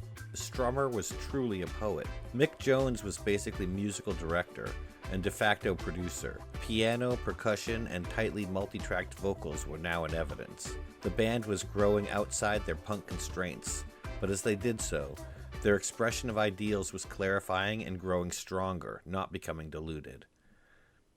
The band, with producer Pearlman, went to Utopia Studios and then to Basing Street Studios to record what would later become Give 'Em Enough Rope. The sessions were focused and exacting. Sandy was meticulously building a record. Mick Jones was fascinated. Topper and Paul were a bit more bored, though when he was on the kit, Topper was excited to be recording an album for the first time, and his drumming was on point. At one point, the band nicked off to France to do a gig, an Inspire jaunt organized by Bernie to break the tension of recording. But truth be known, the bond between the band and Bernie was strained ever since the Guns on the Roof incident. Paul painted a mural at Rehearsal Rehearsals. It showed a naked Bernie being shat on by a flock of pigeons.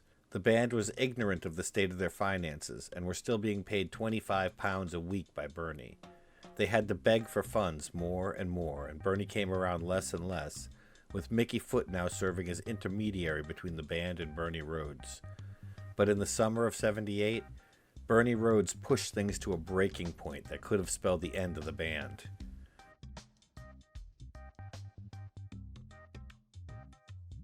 In July of 1978, CBS released the single for White Man and Hammersmith Palais, backed with The Prisoner. The Clash went on the On Parole Tour to promote the single, playing up the legal issues they'd had recently.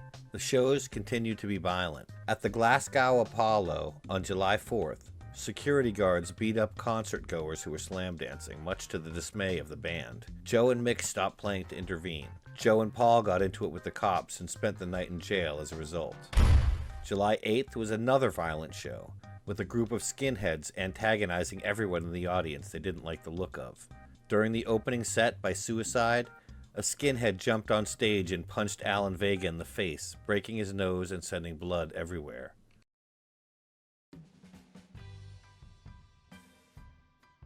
The Sex Pistols broke up before the tour, which shook up the Clash. Sex Pistol Steve Jones started showing up at Clash shows, playing the Pistols Pretty Vacant as an encore with the Clash. Mick Jones was getting nervous. Why was this happening? Were Bernie Rhodes and Malcolm McLaren planning some kind of coup? It wouldn't be the first time they did something like this. In early 1978, Mick Jones was even temporarily fired from the Clash, as Sandy Kaufman learned when he visited Rehearsal Rehearsals to find former Sex Pistol Steve Jones playing guitar with the band. I think 1978 is the pivotal year. The Clash have made it, reaching a wide audience, but what does that mean? Paul seems to enjoy it. He was the most hedonistic in terms of finding pleasure in a situation. Joe struggles with it, but rises to the occasion. But with Mick, I think he finds it more of a responsibility than he ever imagined. Mick was doing more drugs, including coke, and being more and more withdrawn. He didn't care what the others thought. He refused to conform to the punk ethos, realizing the whole rock star thing was an artifice anyway. But unlike Paul and Joe, Mick wanted to go on top of the pops. He didn't care about miming, playing, and singing. He kept growing his hair longer and letting his freak flag fly when short, sharp shocks were the punk style. And seemingly, Mick was becoming a prima donna. Sometimes he was late. When told his behavior went against the punk image, he didn't care. Jonesy was a diva. Part of the band had a conceit that it was wrong to embrace fame with open arms, but Mick Jones didn't. It was more his insecurities that were the problem. It was difficult getting him on the stage sometimes. He was so overcome with nerves he'd do anything to put it off. The stage isn't right, the dope's not right, can't do the gig. But the problem wasn't just with Mick Jones. There would be days when Mick wasn't talking to Bernie and Joe wasn't talking to Mick and Paul wasn't talking to Joe. It wasn't a happy time for them.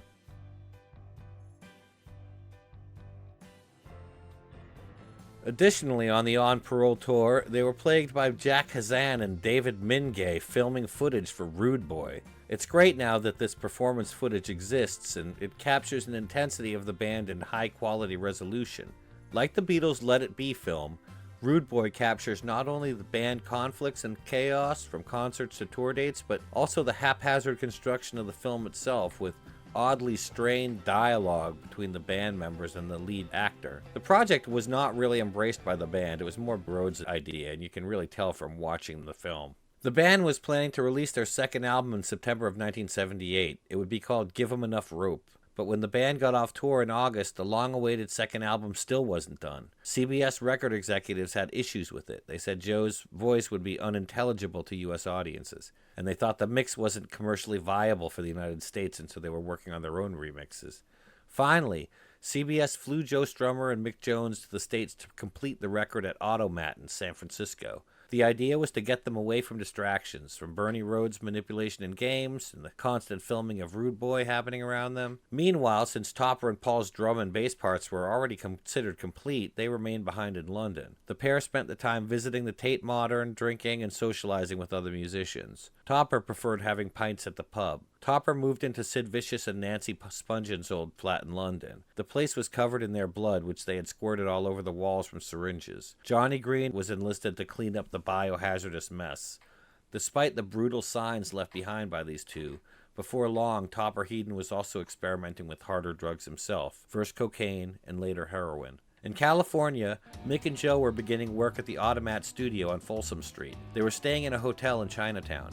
In heavy rotation on the Automat jukebox were tons of old soul and rock records, but Mick and Joe favored two specific tracks: Otis Redding Sitting on the Dock of the Bay, and the classic Bobby Fuller 4 single, I Fought the Law. That song would later become a huge hit for The Clash as a cover. They watched National Lampoon's Animal House in the theater 5 times in a row and were obsessed with John Belushi, calling him the world's greatest American. In the studio, Sandy Pearlman and his team had stripped down the tracks to their bass and drums, aiming to replace the top guitar and vocal tracks with new layers of guitars, instruments, and vocals. For 3 weeks, Joe and Mick meticulously multi-tracked vocals and guitars under Sandy's direction. Sandy Pearlman's been trying to turn us into Fleetwood Mac for the last 6 months. I think he gave up last night. Despite their hard work, the new mixes resulting from these sessions still failed to impress CBS studio suits. Mick and Joe, fed up, took a week off, and Sandy relocated the sessions to New York. Joe used his week off for a road trip across the U.S., stopping in Memphis to hang out with blues guys on the street corners. Joe would later return to film Mystery Train with Jim Jarmusch. Mick Jones went to L.A. with Sandy to see Blue Oyster Cult in concert and spent some time in the city hanging out with a bunch of punks there, including the Go-Go's. When Joe, Mick, and Sandy's team reconvened in New York, it was at the record plant at 44th Street. Mick started, once again, painstakingly re-recording guitar overdubs, this time in the same CBS studio where John Lennon had mixed down sometime in New York City. Just before Give 'Em Enough Rope was mixed down, Nancy Spongeon reached out to Mick and asked him to play guitar with Sid Vicious at a gig at Max's Kansas City in September of 1978. It was the tragic point in Sid's short musical career where he was imploding. The Sex Pistols' 77 tour had been a disaster, in no small part due to Sid's unrelentingly violent behavior against the audience and himself. He smashed a bass into an unsuspecting fan at a show in Dallas, famously carved Give Me a Fix into his chest during a performance. He also barely played his instrument live and reportedly was unplugged for their entire Winterland show. The tour had ended the Sex Pistols. And so Sid would front the band on his triumphant return to Max's, and Mick Jones would be on guitar. Given Sid's recent issues, Mick was understandably hesitant, but Joe Strummer convinced Mick to do it. Jones and Vicious would also be playing with members of the New York Dolls and the Heartbreakers. These legends would surely turn out a blistering set, right? Wrong. The show would be an unmitigated disaster. We just about managed 5 songs. 5 songs for $5. It was a nightmare between shows. It was full on. Sid was sort of semi-there, and it was a serious drug thing. The people there were out of it as you can be without actually being dead. We weren't heavyweight drug guys, and we had a lot more than that to share. They barely got through a verse. Sid was stoned and pathetic. They played for 20 minutes and fled. Mick looked a bit lost, and the band was so lame. There just weren't that many people there. They were bored shitless and didn't know what was going on. A month later, Nancy Spungen would be found stabbed to death in her apartment. 4 months later, in February of '78, Sid Vicious would die of a heroin overdose at a Greenwich Village party thrown to celebrate his release from Rikers Island prison. He was 21. This incoherent short run of shows stands as the swan song of a troubled youth and a punk icon. The mixdown phase of Give 'Em Enough Rope was a little frustrating for Mick and Joe, with CBS bringing in studio players on some tracks. For example, a lounge pianist Mick had met in a bar put down a piano part for Julie's Been Working for the Drug Squad, but his piano part was replaced by one played by Blue Oyster Cult's Al Lanier. And when Paul and Topper finally came to the US to hear the final product, they couldn't argue with the results. They were understandably proud of themselves and agreed the impact of the record was there. Sandy's production did bring things to a new level. The recording of the album had been notably done with no real influence from Bernie Rhodes. Bernie did, however, book a 2-day run of shows without consulting the band, and it was in conflict with their mixdown in the US. Canceling the shows led to an unnecessary loss for the band, and also to Bernie talking trash about the band in the UK music press. Soon, Rhodes appeared to be working actively to undermine the band, seeding rumors of conflict with band members, trying to foment tension with the Clash. And so at the urging of a band friend, confidant, and supporter Carolyn Coon, the Clash fired Bernie Rhodes. There were rumors Rhodes had ripped them off, and the Clash alleged breach of contract, but Rhodes claimed the Clash still owed him money. The band handed the day-to-day operations to Carolyn Coon with one stipulation: she was not allowed to call herself the manager. In November of 1978, Give 'Em Enough Rope was finally released in the UK, but US audiences would need to wait for the record until April of '79. The album was well received by critics and devoted fans, and in the UK it would tie with 1982's Combat Rock as their most popular record. Rope shows a growing maturity of their musical vision, with a little more introspection and a bit less reggae. Some criticize it as being overproduced, but as the years have passed, Give 'Em Enough Rope's been included in many best-of album lists. It feels epic and contains some of the Clash's most memorable tracks. Safe European Home, Tommy Gun, Julie's Been Working for the Drug Squad, and the Mick Jones classic Stay Free are all on this record. CBS in London and Epic Records in the US were handling promotions for Give 'Em Enough Rope. The record wasn't selling very well, and neither company saw the point in a tour. After much pushing by Caroline and the band itself, CBS finally agreed to bankroll an American tour for £30,000. Caroline ended up ponying up £3,000 of her own to secure some dates. Regardless of the delayed US release, in a move that should have made Bernie Rhodes proud, the Clash embarked on the North American Pearl Harbor tour in January of 1979, 3 months before US fans would have a chance to hear the record or US radio would play it. This could have impacted US sales. Despite its strong showing in the UK, the album peaked at a pitiful 128 on the US Billboard charts. The Pearl Harbor tour was the Clash's first US tour, and they enjoyed themselves. They were cautious coming in, but soon realized that most everywhere they went, they were loved by American audience and the press. The Clash booked Bo Diddley as their opening act, paying whatever it took to get him. In fact, Bo Diddley was paid more than the Clash was on this tour. The blues legend and the punk band hit it off famously. The first tour of America was great, with Bo Diddley on the bus with us. He used to drink this stuff called Rock and Rye, which was whiskey with fruit at the bottom of it. We thought it was pretty delicious. Joe adopted it as his before stage drink. Bo was great. He'd sit up all night telling us jokes, his guitar in his bunk. As the band traveled from west coast to east, the tour started to wear thin. Truck stops and 7-Elevens got less novel. In vast swaths of Midwest US, the people didn't care who the Clash were. Safely back on the East Coast, the Clash played a show at the Palladium in New York. Their U.S. press officer, Susan Blonde, showed them around New York and introduced them to her friend, Andy Warhol. The show was a huge milestone for the band. The stairs leading to the dressing rooms were a social register. Everyone in New York was there, including Bob Dylan and Andy Warhol. The group are filing past these people, and I'm lingering behind, being polite. It's the band's day, and I don't want to intrude. Strummer is the last one in the dressing room when he shouts, "Come on, Howard, you can come in, you're one of the band." That made it all worthwhile. Joe really did care about fans who made an effort. The Pearl Harbor tour was a massive success, creatively and commercially. Their boldly wrought message was one of anti-racism, political involvement, questioning authority, and doing it all while being tough and cool. The message and messengers both resounded with enthusiastic American audiences, just as it had in England. This was followed by the Sorted Out tour across England in November and December. If the album had taken too long, it seemed like they were making up for it. Their loyal entourage remained an integral part of the inner circle, keeping them real in a sense, supporting the band, and sometimes getting them in trouble.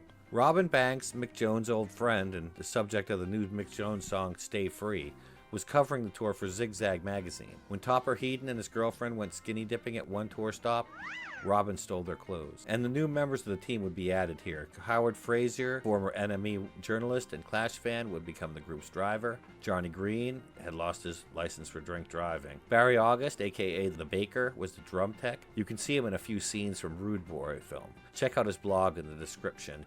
Barry Myers was the new tour DJ. And Johnny Green was still sort of a stage manager, orchestrating the band's lives and entourage, which often meant starting fights, trashing hotel rooms, and causing chaos generally. A lot of the madness was to do with Johnny. He was a very powerful mover. He was not just roadie or even personal manager. There was a lot more to it than that. It was the fifth Beatle syndrome. Only a few months had passed since they had sacked Bernie Rhodes, but interim manager Caroline Coon was already beginning to wear on the band. They saw her as too commercially minded, too aligned and friendly with CBS and Epic Records. As time went on, tensions between Caroline, members of the band, and their entourage increased. Of course, this must have put Paul in an extremely awkward position as well. He was stuck between his girlfriend and his bandmates. And so, after the tour ended, Coon requested a meeting with the Clash. Instead, Joe Strummer informed her that she was sacked. They were without a manager again. And once again, despite their professional success, the Clash would be having a difficult Christmas season. Bernie Rhodes had won a judgment against the band, and for now, a court order meant the band's earnings were being redirected to Rhodes directly. In January of 1979, before Give 'Em Enough Rope was even released in the US, the Clash booked time in Wessex Sound Studio in Highbury, New Park, London. The immediate focus was covering the Bobby Fuller song I Fought the Law, the record they'd been killing on the jukebox in San Francisco. Joe changed the lyric to "I killed my baby and it felt so bad" in reference to Sid Vicious being accused of the murder of his girlfriend, Nancy Spungen. For this session, Mick Jones was ultimately calling the shots, backed by Bill Price, a steady-handed producer who worked on Nevermind the Bollocks as well as with Mott the Hoople. So Mick and Bill immediately gelled. In fact, the whole band liked him, and he loved their material and was respectful of their vision, and he was a capable, flexible engineer. Other songs recorded at the I Fought the Law session were a funkier new version of Capitol Radio, as well as Groovy Times and Gates to the West. Meanwhile, some bad news arrived for the band on the frustratingly intrusive and as of yet plotless Rude Boy film. Director David Mingay admitted the sound of the film's performances was subpar. In fact, the quality was so bad it was not up to broadcast standards. To save the film, the Clash would have to re-record the unique, spontaneous live songs in the film and make them seem like the same performances. This is a monumental task. The musically technical challenges of matching an entire performance to his film are substantial. Joe Strummer found it really difficult to muster up the same level of energies as the shows. Paul Simonon had trouble recreating the exact bass line he'd played live. It was so frustrating for him that Paul physically attacked David Mingay at one point. But in the end, they got accurate and surprisingly good dubs of the songs in the film, though the cost of recording those songs was more than the rest of the film combined. And while this was going on, CBS informed the band their contract was coming up for renewal. They had no manager, so Joe was the one talking directly to the label. The Clash were growing in popularity, refining their vision, and they were on the brink of their greatest record. And yet Joe Strummer was anxious they would not be renewed. Were they considered commercial enough by the label? And the Clash had no home base. The split with Bernie Rhodes meant they had moved out of Rehearsal Rehearsals months before, and all the potential spots they were trying out were just not right. They were in limbo. In April 1979, Johnny Green and the Baker finally located a suitable home for the band. It was a rehearsal space called Vanilla. It was a plain, bare room with a tiny stage, upstairs from a car repair garage on Costin Street. It was not far from where the Tate Modern is now. The place would later be called New Sounds. Photos of it are impossible to find. We had to walk in through the cars. It was like one of those factories where you'd go up the stairs and there's a room where the foreman sits. It was great because no one knew we were there. No one came unless they were invited. They'd found the new space, but the band was still down, disengaged with each other and consumed with the general sense of malaise. They adopted the old rehearsal schedule they'd been using for so long. Show up at 1 p.m., work till 10 p.m. every day of the week without exception. They kicked around to football in the afternoons to take a break and blow off steam. Mick was no longer doing cocaine, just smoking weed and drinking tea. All of them were now vegetarians. Everyone had settled into a nice flat or living situation, finally, and the atmosphere of creativity without Bernie hectoring them was refreshing. There was a high level of communication. People were talking about their own lives and circumstances. They were sharing ideas, records, experiences. Paul had learned to play his bass capably by this point. The band members would play with different genres and swap instruments to warm up. Mick and Joe were bringing in song ideas and lyrics. Songs like Lost in the Supermarket, I'm Not Down, Rudy Can't Fail, and Four Horsemen were nearly fully formed before they even came into the rehearsal space. Mick showed up one day and showed them the riff of London Calling. They experimented with different genres, feels, rhythms. Topper Headon's formidable drum skills were key in allowing them to work in different genres and have exciting rhythm and feel changes in the music. Songs were coming together by June of '78. CBS confirmed they were continuing the contract with the Clash. The question was now, who produces the record? Of course, CBS wanted a tested big name, and the Clash owed a chunk of money to CBS after the poor performance of Give 'Em Enough Rope, so they were not in a great bargaining position. Before leaving the band, Bernie Rhodes had suggested Guy Stevens. Joe Strummer had tracked down Guy Stevens, an aging, hard-drinking producer with a vision and manic intensity that had worked with The Clash as well as Mott the Hoople and Procol Harum. Stevens was in a bar, of course. CBS resisted, but The Clash somehow won this argument, and Stevens was enlisted as a producer for London Calling. It's not just another session. I hate people with that attitude. It's electricity. It's gotta be. It may be hard for a company like CBS to accept a concept like this, but I could very well die while making a record. It's that important. Purchasing a cassette recorder and carrying an early demo of the London Calling album, Johnny Green had been drinking. As he was delivering the songs and tape player to Guy Stevens, he left them on the tube. This caused a bit of a freakout. The cassette was only a copy, luckily, and you can hear the best of those demo recordings as a bonus disc called the Vanilla Tapes on the 25th anniversary Clash release of London Calling. July 5th and 6th, the Clash played 2 secret shows to try out the new material. At Notre Dame Hall in Leicester Square, they played for the first time in public I'm Not Down, Death or Glory, London Calling, Rudy Can't Fail, and Hateful. The songs were a revelation to those in attendance, including Jock Scott. He declared it was like the Beatles in terms of the impact and quality of the songs. The band booked Wessex and began recording with Stevens at the helm. The capable Bill Price engineered.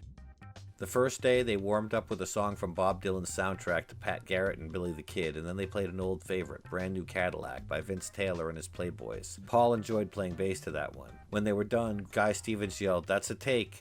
When they said it was just a warm-up, and with the tempo sped up at the end, Stevens just repeated, "That's a take." They were off to the races. Stevens was a maniac, drinking tequila like a madman, climbing ladders in the studio, smashing chairs, hopping around, yelling encouragement to the band as they laid down the first versions of tracks. He was much more about inspiration and less about technical perfection, allowing the band to proceed at a breakneck pace, tackling new ideas with gusto and an edge of wild fun. London Calling was a joy to do because Guy Stevens was a lunatic. I had more control over my instrument by then, and it didn't matter if I made a mistake.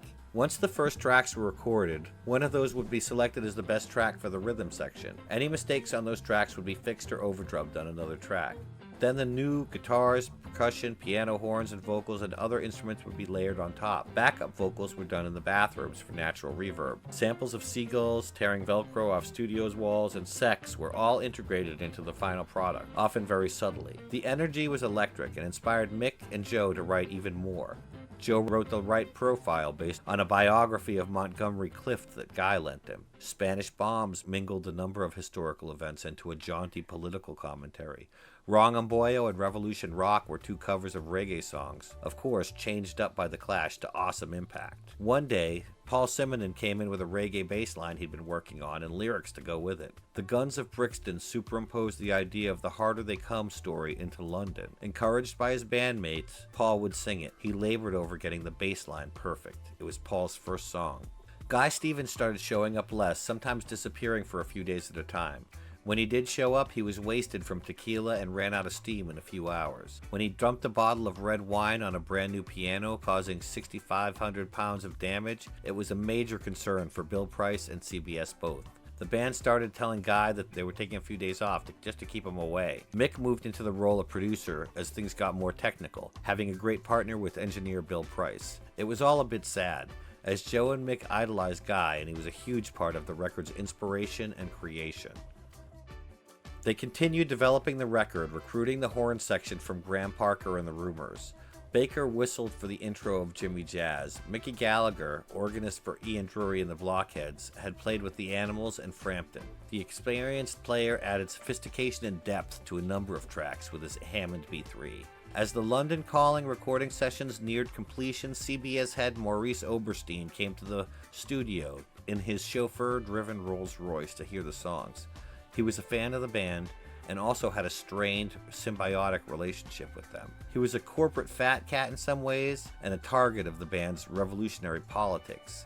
Meanwhile, the band made money for CBS, and CBS ultimately paid them. Clash had 18 songs and wanted to do London Calling as an epic 2-album set. This, of course, cost a lot more to produce. Guy Stevens was there and was freaking out about it, yelling and screaming and cursing Oberstein and the Clash. He was grabbing the tails of Oberstein's coat as he tried to leave. He ended up laying on the ground in front of the limo, yelling they would have to kill him to leave. At the end of August 1979, the Clash wrapped up the recording sessions for London Calling.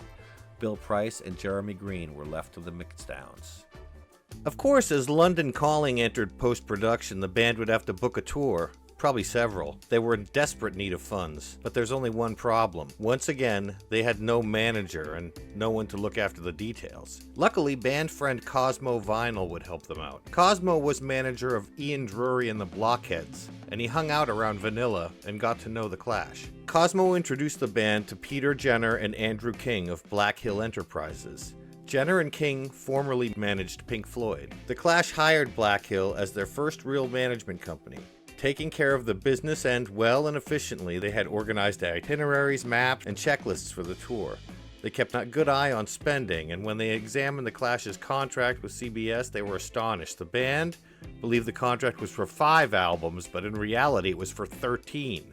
And they were also making a paltry 4% royalties in Europe, when 12 would have been more the standard rate. Indeed, the band made enough to live on, but they were perpetually in debt, and this Bernie Rhodes thing was dragging on endlessly, costing money and tying up a portion of their earnings. So it was good, at least, that they were getting more organized. After a series of random festivals around Europe and some secret shows to try out new songs, the Clash departed for the US. The tour was called the Clash Take the Fifth Tour.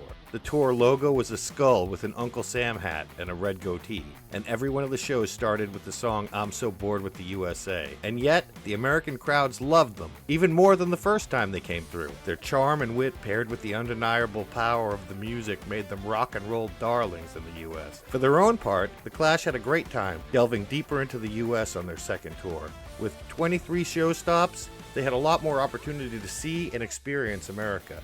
Opening for the Clash on this tour were acts like Bo Diddley, who made more than they did, Sam and Dave, Screamin' Jay Hawkins, and the Cramps. The size of their entourage ballooned. Some called this the Girlfriends Tour. In addition, they had the Blockheads entourage members, Cosmo Vinyl, keyboardist Mickey Gallagher, Gallagher's wife and kids. The budget was stretched to the max, and the hard-partying band still wasn't truly cognizant of the financial strain they were under. September 22nd was their second show at New York's Palladium, and it would give birth to one of the most iconic images in rock and roll history.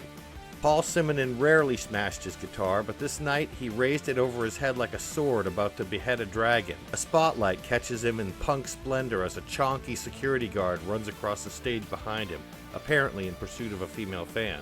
Photographer Pennie Smith captured this image at the exact perfect moment. Simonon says the action, smashing his bass, was born of frustration with the venue. We were used to playing with the audience right there in front of you. At the New York Palladium, the audience might as well have been a mile away. You end up feeling as though you're going through the motions. That sparked me up. It was out of frustration that I did it. He wasn't the only one feeling frustration. After an appearance in Canada, Mick Jones pulled the stunt which was typical of his behavior. Just before they got on the bus, Mick refused to board until someone brought him weed. They explained they were about to cross the border where they could get some. Mick refused, sitting in the luggage compartment under the bus in a straw boater and impeccable suit as two fans jetted off to score, returning an hour later with some grass. The band could finally proceed back into America. No one confronted Mick on it, but it had to wear on people when he did stuff like this.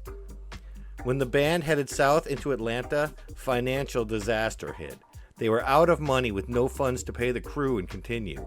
They'd had a series of personal managers. The latest was named Bruce Wayne, and like Batman, he saved them with some much-needed cash. In Texas, they played a few dates, and then an unscheduled show at a tiny bar in Lubbock. Unpromoted and with the minimum of gear, the band turned out what is said to be a legendary performance for a tiny, lucky crowd. After, they visited Buddy Holly's grave, drinking and partying there and leaving some guitar picks on the headstone when they left. On the way back to their friend's house, Topper began turning blue. He was overdosing on heroin. They stopped the car and got out. They began walking him back and forth along the rural Texas road, trying to keep Headon conscious and alive. But it was a wake-up call. Topper had been doing heroin sporadically, but he was also doing a lot of other hard drugs. The expense for all these drugs was another drain on the tour funds. It was a hassle to always score and to worry about crossing international borders. Topper was also a real jerk sometimes, screaming homophobic remarks at a caller on Boston's WBCN, drawing swastikas on Barry Meyer's record box. When sober, he was apologetic, but this sort of behavior just continued. At the end of an exhausting tour, the extra money for operational tour expenses was gone. The last show was in Vancouver, and the crew, finding out they wouldn't be paid, was furious. They refused to plug in the gear. Johnny Green, apparently, took matters into his own hands, taping the roadie's manager to the chair and threatening to brain him with a cymbal stand. The gear was turned on and the show commenced. As the band prepared to return home, Johnny was to rouse them all to make their flights home. Each of the four band members groggily told him to sod off, refused to get up, and announced they were quitting the band. It was October 1979. By November 5th, however, the Clash were back in the studio with Mickey Gallagher back in the desk. They were recording Train in Vain, a song Mick had written. The tune was meant to be released as a flexi disc in NME magazine. The deal fell through though, and Train in Vain was added to the London Calling album. So it ended up being a hidden, unlisted last track on the original release as the artwork was already in production. It would go on to become one of their biggest hits. I'm really proud to have inspired Train in Vain, but often Mick Jones won't admit to it. He used to get the train to my place in Shepherd's Bush and I would not let him in. He was bleeding on the doorstep. It was cruel. The track was like a train rhythm, and there was, once again, the feeling of being lost. We separated around the time of the recording sessions for London Calling. London Calling was released December 14th, 1979. The band's petition to make it a double album was successful, and the double disc sold briskly at the bargain price of £5. Funk, reggae, soul, jazz, rock and roll. Compelling and creative lyrics and perfect horn parts. The band had embraced a plethora of musical styles and blended them seamlessly into a mature and compelling musical statement. They had come a long way, and the critical response was enthusiastic. London Calling is still considered one of the greatest rock and roll albums of all time.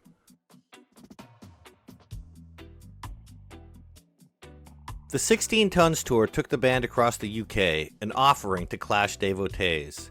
In Brighton, Pete Townsend of The Who joined them for a few songs, largely miming as he didn't know the chords.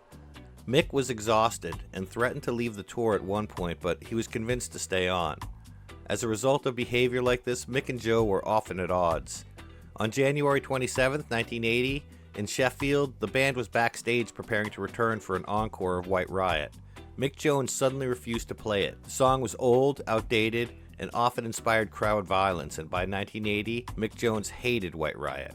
He flatly refused to play it. Joe Strummer, outraged, did not use his words. Instead, the lyricist punched Mick Jones hard right in the mouth. Mick, stunned and bleeding, returned to the stage and they launched into White Riot. Halfway through the song, though, Jones put his guitar down and walked off stage. Joe and Mick would never mention the incident again, but the punch would reverberate through their relationship. Reggae artist Mikey Dread joined the tour as an opening act, turning out lengthy dub sets for impatient Clash fans. When the band entered the studio to record their reggae track, Bank Robber, Dread took control of the session. He taught them how reggae tunes were assembled. Backed with Armageddon Time, the Bank Robber single would debut at number 11 on the UK charts, their biggest hit to date. The CBS execs did not understand the song and they refused to release it in the US. The Clash refused to provide a new alternate single. So much for the creative control they were promised. March 1980 saw the band returning to the US for a short 8-date tour. They were getting big and the promoters were offering them ridiculously luxurious spreads. They were getting complacent, watching TV in their rooms when not on stage. Compulsive risk-taker and chaos creator Johnny Green left the group when Paul Simonon demanded his socks be washed. Cosmo Vinyl was moving into his role, more sober, less chaotic, and more focused on guiding the Clash in their international stardom. In 1980, the Clash returned to Jamaica to record more reggae material. CBS, still at war over the Bank Robber single, refused to underwrite the trip. Paul's girlfriend would cover the expenses with a credit card. The Clash went to Studio One to record, drawing a crowd who wanted to check out this white foreign band who were recording reggae music. Mikey Dread was heading the sessions and also somewhat managing the experience.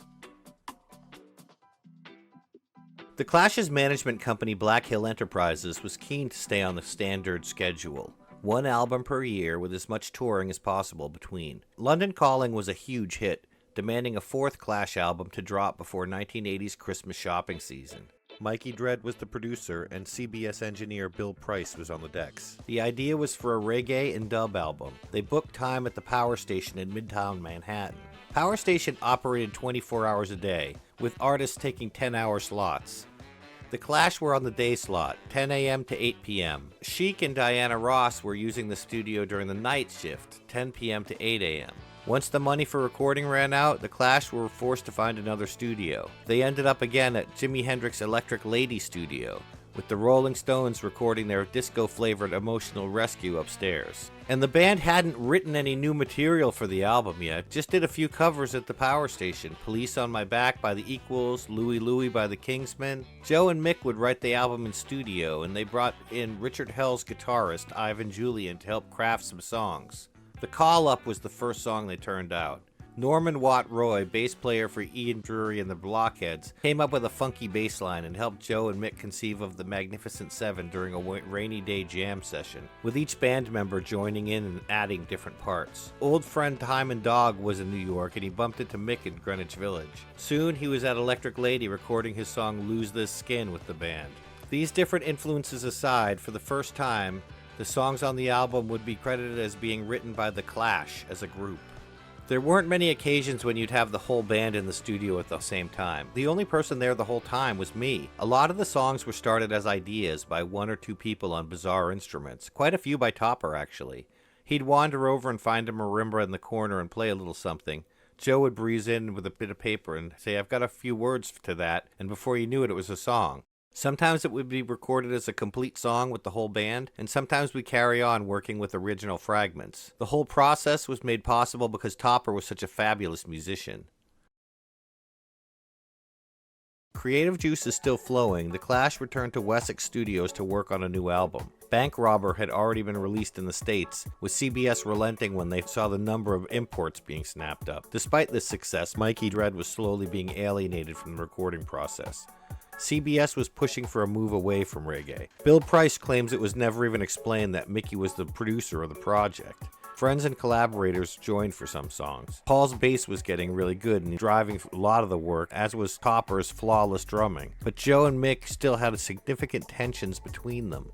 Regardless, the band turned out a heap of new material. Somebody's Got Murder was written on request for an Al Pacino movie called Cruisin'. By June, it was clear they had enough for a double album. The Clash wanted to do a 3-disc set, usually considered a grandiose and overblown size for an album. Jenner and King, their management team from Blackwell, strongly advised against it. It was financially suicide to release a 3-disc set at £6 price. CBS would only do a 3-disc set at that price on one condition. The Clash basically had to write off most, if not all, of their UK royalties for the record. The record would also be a much stronger effort at 2 discs. There was a hell of a lot of filler. The band pushed forward, and it was basically the death knell of their relationship with Black Hill. Jenner and King still contend that CBS manipulated the situation to get rid of Black Hill, and CBS had everything to gain getting rid of them. Don Letts did a music video for The Call Up, which would be their first single. The band donned military garb and costumes for the shoot, and immediately after were whisked off to shoot the album cover with Pennie Smith, still wearing their helmets and goggles. On December 12, 1980, Sandinista was released in the UK just in time for Christmas. The sprawling record was 90 minutes longer than their first album. With a huge range of styles and approaches, it can be hard to digest. Cosmo Vinyl hand-delivered the promo copy to NME to ensure it was reviewed before the holidays. The magazine slammed the record, calling it tepid and demoralized. Other publications also gave it poor reviews, and the album and its single both tanked. The 3-disc approach proved to be a failure. It also provoked some bitterness and lawsuits, as Mickey Gallagher, Dredd, and Norman Watt Roy were not credited on the songs they helped write. Black Hill and The Clash parted ways, with Black Hill claiming to have never been paid a cent for their work with The Clash. They had no contract, and the band had been in debt the entire time. The company eventually folded, at least partly due to the loss of income related to The Clash. They had, however, formed that publishing company, which gave the band control of their compositions. This was a huge step. Only Pink Floyd had done the same. So in 1981, The Clash were effectively broke again. They had no real money to speak of, no management company. A bloated clunker of a record, Sandinista, was being panned. Paradoxically, they were now of mainstream popularity and considered one of the favorite bands of British youth at the time. Topper Headon was doing more and more coke and heroin at the time too, and it made him less reliable generally, but his drumming was remarkably still on point. Topper's musicality somehow remained intact through it all. In January of 1981, Joe Strummer was walking through Notting Hill when he ran into none other than their estranged ex-manager, Bernie Rhodes. Rhodes told him his trilby hat made him look like a wanker, and told him everything The Clash was doing was wrong in characteristically acerbic and colorful language. By February, Rhodes was reinstated as manager. Mick remembered when Bernie tried to force him out of the band, and he was vehemently against it. Paul and Joe were craving some of the anti-establishment direction Bernie had provided earlier in the band's career. Joe Strummer even threatened to leave The Clash if Bernie Rhodes didn't come back on as manager. Though Sandinista sold a little bit better in the U.S., Epic Records' planned 60-show tour was canceled. Bernie had a better idea, though. He'd set up 2 week-long residencies in New York, London, and Paris. Cosmo, Vinyl, and Bernie were at odds at first, but Cosmo grew to admire his vision, if not the execution. Bernie brought them back to vanilla and reinstated Johnny Green and Baker. Johnny was not impressed. I survived 1 day with them. It just smelt bad. I sat around the rehearsal room. I knew what bad days were, when not a lot is going on. It was like that. It just seemed like they drifted even further apart than when I'd gone to Texas. Bernie looked like a small, shriveled figure compared to before. While England in 1981 was being torn apart by riots in Brixton and other political chaos, Mick Jones was getting into rap music in the US. His inspiration would lead to the April 1981 recording of Radio Clash, one of the band's most forward-looking dance numbers. At the end of the month, The Clash embarked on a month-long European tour. Mick was still acting like a prima donna, demanding egg and chips before he would play. At the end of the tour, The Clash flew to New York for their first 2-week residency as conceived by Bernie. These shows at Bond's Casino would be considered by some to be The Clash's finest hour. Rick Rubin claims the shows turned the Beastie Boys onto hip-hop, which seems like a bit of a stretch, but The Clash definitely drew a line between punk and rap music. Mick's remix of The Magnificent Seven was called The Magnificent Dance and was getting play on black station's WBLS. The Clash were chuffed, and the opening act for the first show was Sugar Hill Gang. Mickey Dredd and Lee Scratch Perry did dub sets. The Bonds residency would re-energize the band to get back in the studio and create their first and only US Top 10 record, an album that would give rise to 2 giant international hit songs and cement the Clash firmly as one of the great rock and roll bands of an era. In the fall of 1981, the Clash got to work on their 5th album. They moved their gear into the historic People's Hall, which was home to Ear Studios.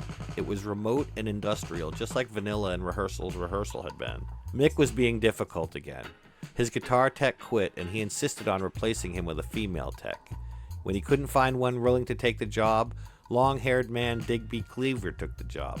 And Mick hated long hair, and so with the advice of Topper, Digby cut it to smooth out his relationship with Mick. Mick was talented enough to get away with acting this way, for now.